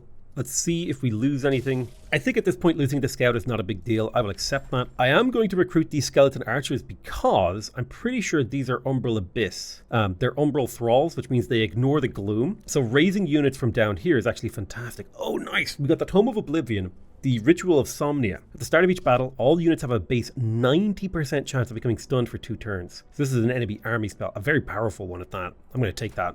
Very, very powerful. It basically allows us to put an enemy army to sleep. So what is the most important thing that I grab for this Sanctuary Outpost? Probably to expand it. We have a couple of directions we could go. We could expand south for monoliths and magic materials. I'll start the Sanctuary expansion. I do like this. This is a very, very cool mechanic. I kind of wish you could just continue to expand and claim all of these and just make the thing have stronger upkeep the further away it claims, sort of a thing. I would like to claim the Void Stones. So I'll probably claim this tile and this one because this has Silver Tongue Fruit and Void Stones in it, and both of those seem quite important and useful. Now my main hero, what's this? This is a visit site, a Scrying Sanctum. All units in the army will gain the following bonus for 5 turns. Farsight and their physical, ranged, and magical attacks will have +1 range. Cool. Let's visit this, make ourselves more powerful. We have another tome piece. The tome fragment for us to get another spell. We will attack and auto combat. If I lose a unit, I will be retrying. Under no circumstances do I want to lose any units here, if at all possible. And so to prevent that outcome, I'll move you forward. You're going to move to the front, and you're going to move to here. I'll keep you safe in the back because I have no way to heal you. I'll move my main hero to this position. Oh wait, no, undo. What I want to do with you is I want to drop the curse, the Necro Hex, and I want to hit all the weak units because the Necro Hex will do 24 damage and also make them become decaying zombies when they die, which will make my life a lot easier. What could I do? I think conjuring a tentacle here could be really good for trying to trigger this. So I'll conjure a tentacle right here and then slap this guy around. Positioning wise, I'll put a battle mage here so we can do a frost curse and a battle mage here. We'll enter into the defense mode on all of our units and see what they do. Now I'm expecting them to try to kill this thing. Perfect. But they're going to split their army up by charging forward. And this will put me in a position to drop some damage. Eldritch Mind Control. I'm going to give this guy Delirium. So he's insane and he will do damage to his allies. I'm going to do a Frost Curse here. Sundering Curse. I think... Change my mind. I'm going to grab you. And I will do a Sundering Curse on you. And then I'll blast you like this. Boom, boom, boom. And then with my weird little skelly dude, my weird little creatures, I will try to get that kill, creating a decaying zombie that I can then detonate with a rotting explosion when the time comes. Push my spearmen forward to do double damage. And by double damage, I mean attacking twice, not double damage. Wrong phrase. See what they do. Okay. They attack me straight up, which is fine. This guy attacks me straight up too. This guy decided to attack me as well, which is strange considering he was insane. Now I'm going to Frost Curse you and then poke you with my spearmen. Poke, poke, poke. Another rotting zombie. Poke, poke, poke. Boom. Easy. Another rotting zombie. Shove you forward and do a little zappy zap. And then clappy clap, another decaying zombie. Dude, that curse is crazy. Fire the Mind Spike. Small chance of hitting, not a big deal. The Withering Curse ability that my hero has, that's insane. Especially now that I can do the Fire Hex on this guy. Boom. So now that he has the Fire Hex on him, he's a 50% chance to take an extra 8 damage every time I hit him.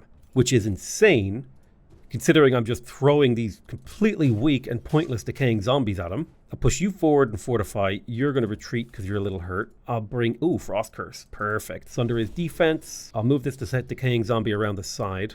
You're just a summon, so I don't care what happens to you. I'll push you forward because weakening him would be nice. And then in terms of mana, I don't need to waste any of my spells or abilities. He shoved us. We get attacked. No big deal. We'll take a little bit of damage over time now. So why don't you attack him and you'll get... the retaliation attack, so this guy can step back and then shoot twice. Blam, blam. My other warlock will be able to zap.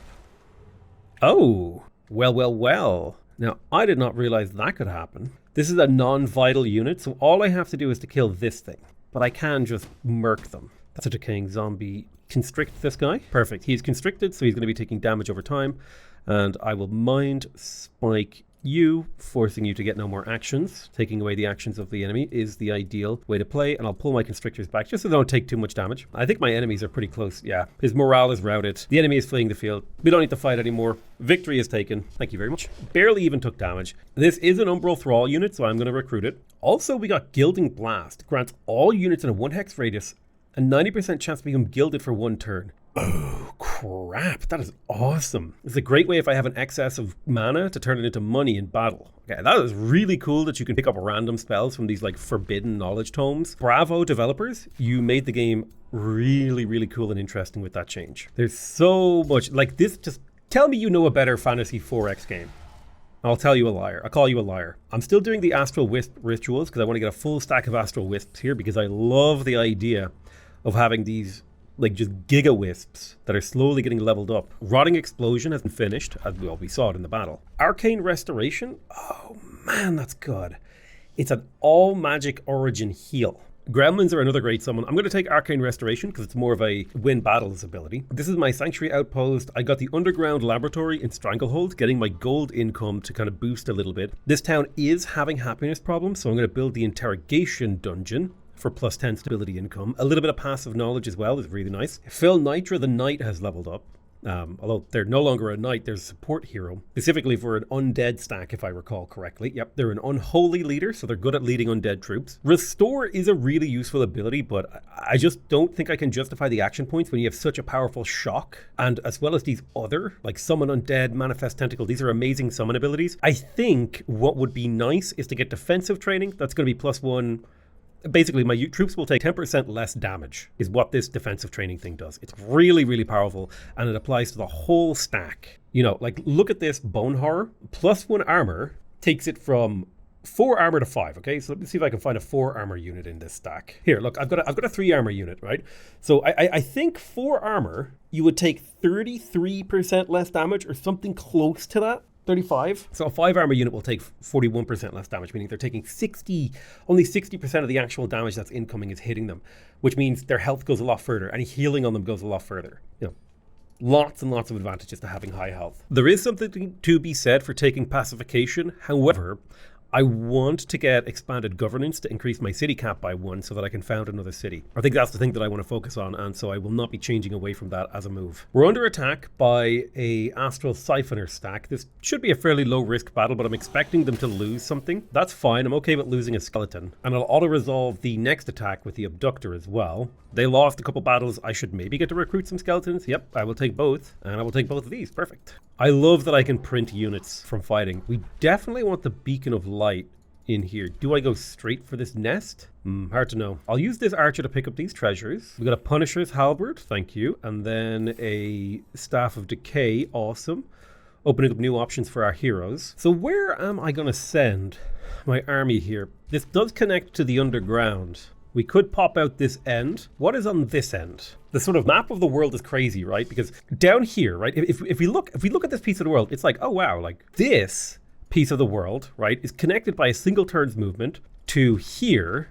This is connected to here, which is connected to here. And then if I go back through that chain, I can also connect over here, which is over here. So basically, like, I can move between here and here with a couple turns movement, which is kind of like the really cool part of the whole like layered Astral Abyss, changing so much about the gameplay. Oh man, there's so many Quicksilver Basins and I need to spend a little bit of time reorganizing my army here and thinking about what my next moves are. Ooh, a Legendary Pursuer. So they have the Eagle Eye promotion. What does Eagle Eye do? +1 range on physical attacks. That's really damn nice, considering they normally have a range of 4, I think. Yeah, normal range of 4. Getting +1 range is super strong. All right, I'll put a couple of archers in this stack. We're looking good. There's a question of, do I push now to the underground over here and see if there's stuff here that I could claim? It is quite tempting.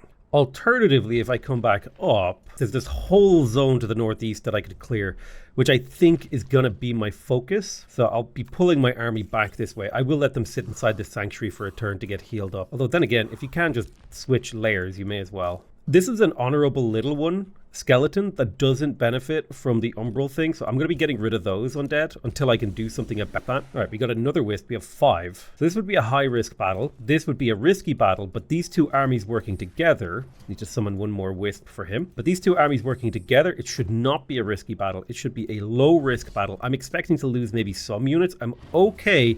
I don't want to lose the Magma Spirit because that's a unique unit that I can't really get access to. So I'm going to retry this and see if I can get a better outcome. What do we got here? Frost Dragon up against a Lesser Snow Spirit, a White Witch, a White Wolf, and a Warlock. Probably the most disruptive thing that I can do is to spawn a tentacle next to the Warlock, potentially constricting him, which is going to immobilize him and prevent him from doing damage because he's in a zone of control. Now, this Frost Dragon has Tail Swipe and Frost Breath, so it could do a lot of damage in a big AoE. We want to keep our units a little bit spaced. Now, how aggressive do I want to be? That's an important question. I need to be careful with these wisps because they don't have a whole lot of health. They do a lot of damage, but there's not a lot of health going around. I think this tentacle move is perfectly fine. I think I'm going to lay my Dark Warriors out in this kind of a formation, because if they're in this formation, the dragon cannot hit more than 2 with a Dragon Breath. Maybe it could hit 3 if it positioned it very carefully. It can't hit more than 3, which is fine. But I'm going to make that even harder. I'm a little bit worried about teleporting this guy into the center of this entire enemy stack this turn. But I could teleport in and do a whirlwind strike. I could also attempt an assassination here. I think if I'm going to go hard, I'm going to push my wisps to the front, because I guess these are fresh summons. I will place Akri the Keeper beside them, giving them shield wall. Shield wall will provide them with +2/+3 defense against physical attacks. Now, a lot of these guys do non-physical damage, which is fine, but we can begin softening up this wolf just a smidge. So now he has 2 stacks of misfortune applied to him, meaning he's going to take extra damage when he fumbles, and he has a 30% chance to fumble. He's not going to do that much in the way of damage. I think I'm going to teleport here beside these 2 units. I'm going to attempt the assassinate. It's a 28% chance. Doesn't matter if they resist. And then I'll do 39 damage or a whirlwind. I think I would rather just do the big stack of damage on them. And now I think this is a pretty good starting position for the battle. Okay, they did the dragon breath. They froze a unit. That's okay, unless they're in spite mode. If they're in spite mode, that's not great. To keep my hero alive, I'm going to spawn an Astral Keeper beside him and drop a 25 health heal. I will slap this guy with my tentacle to get rid of his damage. These White Witches, I'm going to get a Dark Warrior behind him, flanking attack, and I'll get a flanking attack on this one as well. 51 damage, bam, bam, bam. Misfortune, Burning Graze, all that stuff. Get behind the dragon, cancel his retaliation. Awesome. This is where my wisps can come in now, because we can weaken the hell out of this dragon. Bam, bam, bam, bam. We need more weakened stacks. I need this hero to come forward and defense mode shield wall my hero so that he can't get one shot. Come on, give me at least 1 stack of weakened. Man, he's resisting all of my weakens. And in theory, I should be applying so many different stacks of weakened. Give me 1 stack of weakened. God, he's going to do full damage to my hero. He's going to have to be revived. That sucks. They're going to go into spite mode. I know it. Yeah. Boom, hero died instantly. If I just got any weakened on him, like seriously, that was all I needed. Literally 1 stack of weakened. Every single one of these wisps had a chance to inflict weakened. Oh, there's the weakened. Okay, nice. We would have lowered his damage by 10%. Literally stacked 3 stack. Literally got the 3 stacks on him this turn. Amazing. That's what we call RNG. That hero would have lived if I had gotten those stacks of weakened, because that's what I was playing around, right? I'm like, my hero's not going to take a lot of damage. I lower enemies' damage. How could they do a lot of damage to me if I lower all their damage? That's kind of the assumption I was running under. Well, you know what they say when you make an assumption. You make an ass out of you and me. We will lightning blast you, hopefully weakening you. I will get this guy to flank attack. This guy will come up and blap them twice. You'll come up and slap him in the face. That's unlucky with that hero. That's frustrating to get basically killed by RNG. I'm gonna have to revive him, and it's gonna be expensive as hell. So now I have to go into my capital. So in order to revive Balzar the Glorious, oh, it only cost me 100 souls. Never mind, boom, easy, done, he's back. 100 souls, easy clap. Never mind. I thought it was gonna be a really expensive thing with mana, but souls are cheap and plenty for me. All right, we'll retreat back to heal up. As my sovereign stack. I think this is a fairly safe battle. I'm worried about losing a Constrictor. He retreated from the battle, so we won't lose them. These are Umbral Thralls, if I recall correctly, so they are worth raising from the dead. Ooh, we got the Mask of Fortune. Damn. When a friendly spell is cast, this unit's base attack gains +1 damage based on the affinity of the spell, up to 3 times. That is awesome. We also have resistance, a blight resistance, a bunch of research, mana, gold, and production, as well as hardy armor. I'll take that reward. I'm also immediately going to build a sanctuary outpost here, because these sanctuary outposts seem to be crazy good for annexing really powerful resources down here. It also has monoliths in here for 30 research. Dude, the Umbral Abyss is sick. And I really do feel like the game is just at the perfect level of difficulty when I'm playing hard. When I play on brutal, I think the game becomes less fun for me. Dievovec can annex a new province, so this was my capital. I think it just got an injection of food. I wanted to build another farm to finish the mint, didn't I? So where the heck am I putting that farm is the real question. There is a fishing ground over here that would give me 15 resources and allow me to build some of the coastal improvements. I will take that for now, since that will boost the mint, finishing it this turn, get me that income. And I'm going to build a wizard tower because I need that Imperium income. I'm going to pop into my affinity window. I'm going to increase my city cap by +1, which will allow me to turn this outpost into a city eventually. I don't really want to recruit units at this time. In Pitchvech, I'm going to be prioritizing lumber mills for the first few things, because the lumber mills will allow me to build is it the blacksmith? Yeah, I can get the Smith's Guild. And the really unique thing about the Smith's Guild is that will give me this will give me access to the armorer. So all my tier 1 and tier 2 units will have +1 starting rank. And I can get that up to +2 if I go for the Smith's Guild, which gives me draft and food per forester.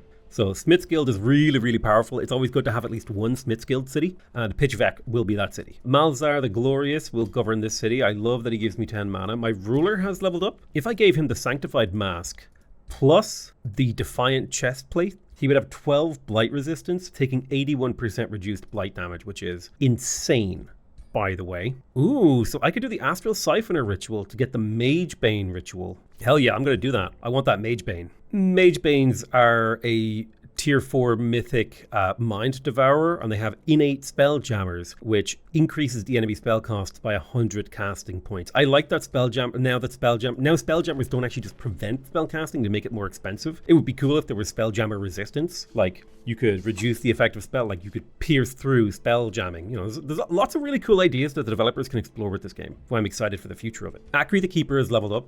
Now Akri the Keeper, if I recall correctly, he's one of my support heroes. He is leading a stack of astral units. I'm going to take defensive training for the 10%, effective HP for his units, and then I'll probably take endurance training as well to make them even harder to kill. That extra health really goes a long way. For now, you can park here and heal up. We've got a stack of annoying undead dudes coming for us. I'll auto-combat this. Okay, no losses means I will take the result. That's always going to be a free win for me. And since these are Umbral Thralls, I will raise them.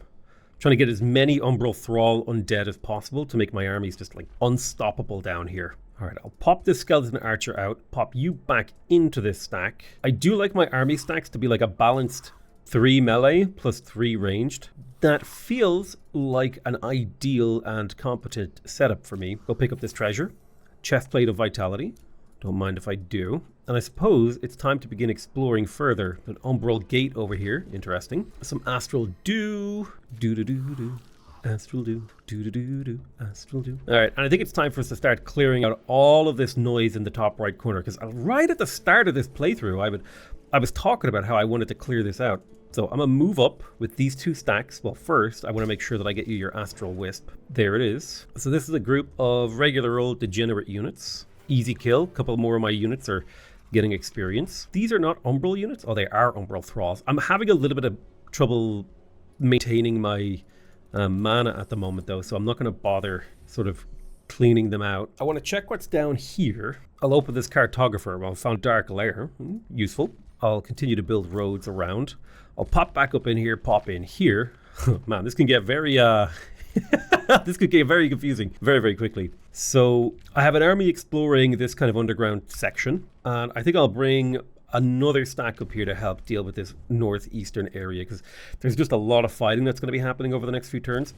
And having 3 armies is better than 1. Nice. My Sanctuary Outpost got an expansion. I could expand south, gaining 30 research. I could expand north, gaining 30 gold and 5 mana. I do like that. I would also like to get the Silver Tongue Fruit and the Void Stones, the magical material down here. Both of those kind of appeal to me. I will Sanctuary expand. We got a signature skill. Okay, we will promote Akri the Keeper. Dark Ritual could be a fantastic support ability for his army. So I will take that, because if I focus down one of my guys with my Astral Duders, then I do a Dark Ritual on them. Boom, I can summon a few skeletons, a few zombies, make their life harder. And I want this guy to basically be set up as just a massive meat wall. Currently they're using the Hardy Defender, which gives +5 hit points. Perhaps we could give them the Reflecting Protector. Perfect. I'm getting attacked by a Living Fog. I'm hoping this auto battle will result in 0 deaths. Perfect. That affords us the ability to ignore and continue battling. Being attacked again. This should be an easy auto combat. Yep. Collecting some souls. I love auto combat, because otherwise I feel like you just spend so long in the battle screen, which I guess if that's part of the game that you really, really enjoy, I like the kind of, I like the whole, like all different aspects of the game. So spending what feels like a disproportionate amount of time in the battle screen does not feel amazing to me. All right, I want to clear this Rainbow Clover because it has +10 food and +10 happiness when annexed. I am quite curious to see if a city can annex gloom tiles, like through a Umbral Gate, because you can claim tiles through one of these, the underground portals. But I wonder, could I claim this tile? Can a city span the realms? Kind of a question I have. We're back down to the Umbral Abyss with my sovereign. I want to clear this Astral Dew, but I will bring forth my units first to make it a safe battle.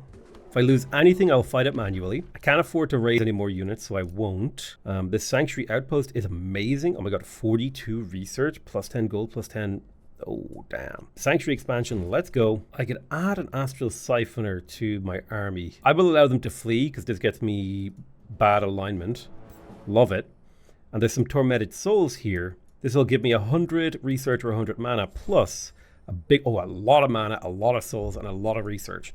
Damn. All right, let's have a look at this outpost. My poor Magma Spirit is not healing up in this terrain, and I can't remember why. The Mistwalkers are striking Arik Rex. Well, get Rexed. I'm going to clear out the material here. A couple of my units retreated, which is ideal, preventing them from getting killed when they shouldn't be getting killed. Oh yeah, these Astral Wisps are already elite level. They got plus 30 HP and 10% extra damage. That's what we're talking about. That's a very powerful stack. 527. All right, I'm exploring the underground down here. Now, I don't have the excavation ability, so that means my underground delving is quite limited in scope. But I can build a road to this Umbral Abyss thing and figure out better how it connects to the world. Well, now we know this Umbral Abyss connects over here to this, which connects over here to this, which connects over where? Here, of all places. What? So confused. How the hell did I even get down here to this one? God, okay. The non-Euclidean space that the game exists in right now is disturbing. So I don't fully understand why my units are not healing. To my mind, they should be. There's Arcane Restoration that'll heal all of our Magic Origin units, 25 temporary hit points. And ooh, now we get our tier 3 tomes. Sick. So the Tome of Teleportation is kind of interesting because you get access to the Chrono Gate, which is a kind of cheaper teleporter without upkeep. The Astral Trade Relay is also kind of neat. It's 15 gold plus 2 for each Astral Trade Relay you've built. So it scales up really nicely. You know, if you build one of them, you get 17 gold. If you build 2 of them, you get 19 gold times 2. If you build 3 of them, you get 21 gold times 3.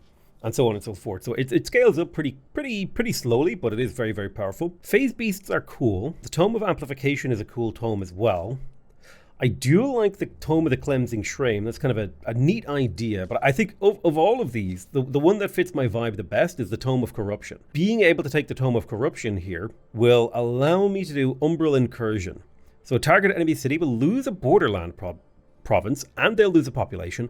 It'll spawn an Umbral Nest infestation. Very, very powerful. Kind of be annoying. We can get the Umbral Mistress, which is a high tier mythic. It's a mythic tier 4 unit. We've actually faced them before. They're very, very difficult to deal with. We've also got a Gloom Strider here. Oh, so this is that major racial transformation that we have. Oh, shoot. We could become Gloom Striders. The question is, do we want to commit to undeath? Because we would love to get Whiteborn so that we could become undead. But the problem is that these are both major racial transformations. And now the big problem here, right, and this is kind of why I don't love how the tier 5 tomes work right now, is like, for example, Battlefield Reanimation only applies to undead units. You know, it would be cool if there was also a tier 5 tome centered around like Tome of the Umbral Lord. And it was basically these spells, but I feel like for every major racial transformation, there should be a tome that caters to it, right? Because you can only have one. And so like the Tome of the Great Transformation is meant to be the Whiteborn one, right? So it makes your entire race undead with all the upsides and downsides of that, right? Frost and blight resistance, spirit and fire weakness, they become heartless, so they have morale, they're immune to poison, bleeding, and disease. But the downside is they're undead, so things that affect undead affect them. But the upside is things like the Tome of the Eternal Lord now positively affect them, right? So, yeah, I don't know. I do love the Gloom Strider, and I really want it. This feels like the racial transformation that we need to go through. Getting the Umbral Demon will give us +2 defense, -2 fire and spirit resistance, so it's kind of like being undead, just a little bit. But I do love Curse Eater and Umbral Malady immunity. Umbral Incursion. Then we've got the Throne of the Insidious Whispers. This is a city structure, +15 mana income, 20 world map casting points and 20 combat casting points. At the start of combat in this city's domain, 3 enemy units have a 90% chance to be turned insane for 3 turns. If unsuccessful, they get stunned for 1 turn. That's crazy. The Corrupted Boon will force all target enemy units in a 1 hex radius to lose all positive status effects, and if a lost status effect has any status effect has any status effect countering. Then the unit gains a stack of that negative status effect. Oh man. Basically like inverting their buffs. I love that. Corrupted Boon is amazing. Treacherous Reflection. Create a treacherous reflection of a target enemy unit. The reflection dies when the enemy unit dies. It has an Umbral Demon. It cannot summon other units. So basically, make a copy of their unit. Base melee and magic attack steal 1 positive attack. This feels like it fits well with the Tome of Insanity. Or the Tome of Pandemonium. With like Chaos Eaters. Mass Hysteria. So this probably would have comboed well with the Tome of Pandemonium, which is probably the direction I'm going to look to move in. I'm going to look for a way to get another Chaos Affinity after we finish with the Tome of Corruption. It feels like a lot of power of this book is in the Umbral Mistress, the Gloom Strider, and in the Throne of Insidious Whispers. Treacherous Reflection also is really good. But yeah, some of these other things, I feel like Corrupted Boon is only okay. Umbral Incursion, I've never really found a lot of use for these things. They're very, very expensive to cast, and yeah, I don't know. Maybe we'll try them out. But we now have the option to bind gold ancient wonders. We need to bind a certain number of them to win a magic victory, but I'm going to focus on getting the Gloom Strider. That will be the major racial transformation. That'll be a big step forward for us. We got our Sanctuary Outpost down here. We built the level 1 Wizard Tower. I think it would be good for us to build the level 2 Wizard Tower. Ooh, extra starting rank for magic tier 1 magic origin units, and unlock summoning tier 3 units. In addition, we would get Imperium income. And I like the idea of getting the Imperium income. It's going to help us found more cities and claim a larger chunk of the map. Stranglehold has built a new building. There is the Summoning Well option that we don't have in this town yet. I'd wanted to put the Summoning Well somewhere over here, and I will put it right there. It'll take 6 turns, but it will provide us with a big chunk of mana income. That's kind of what we want.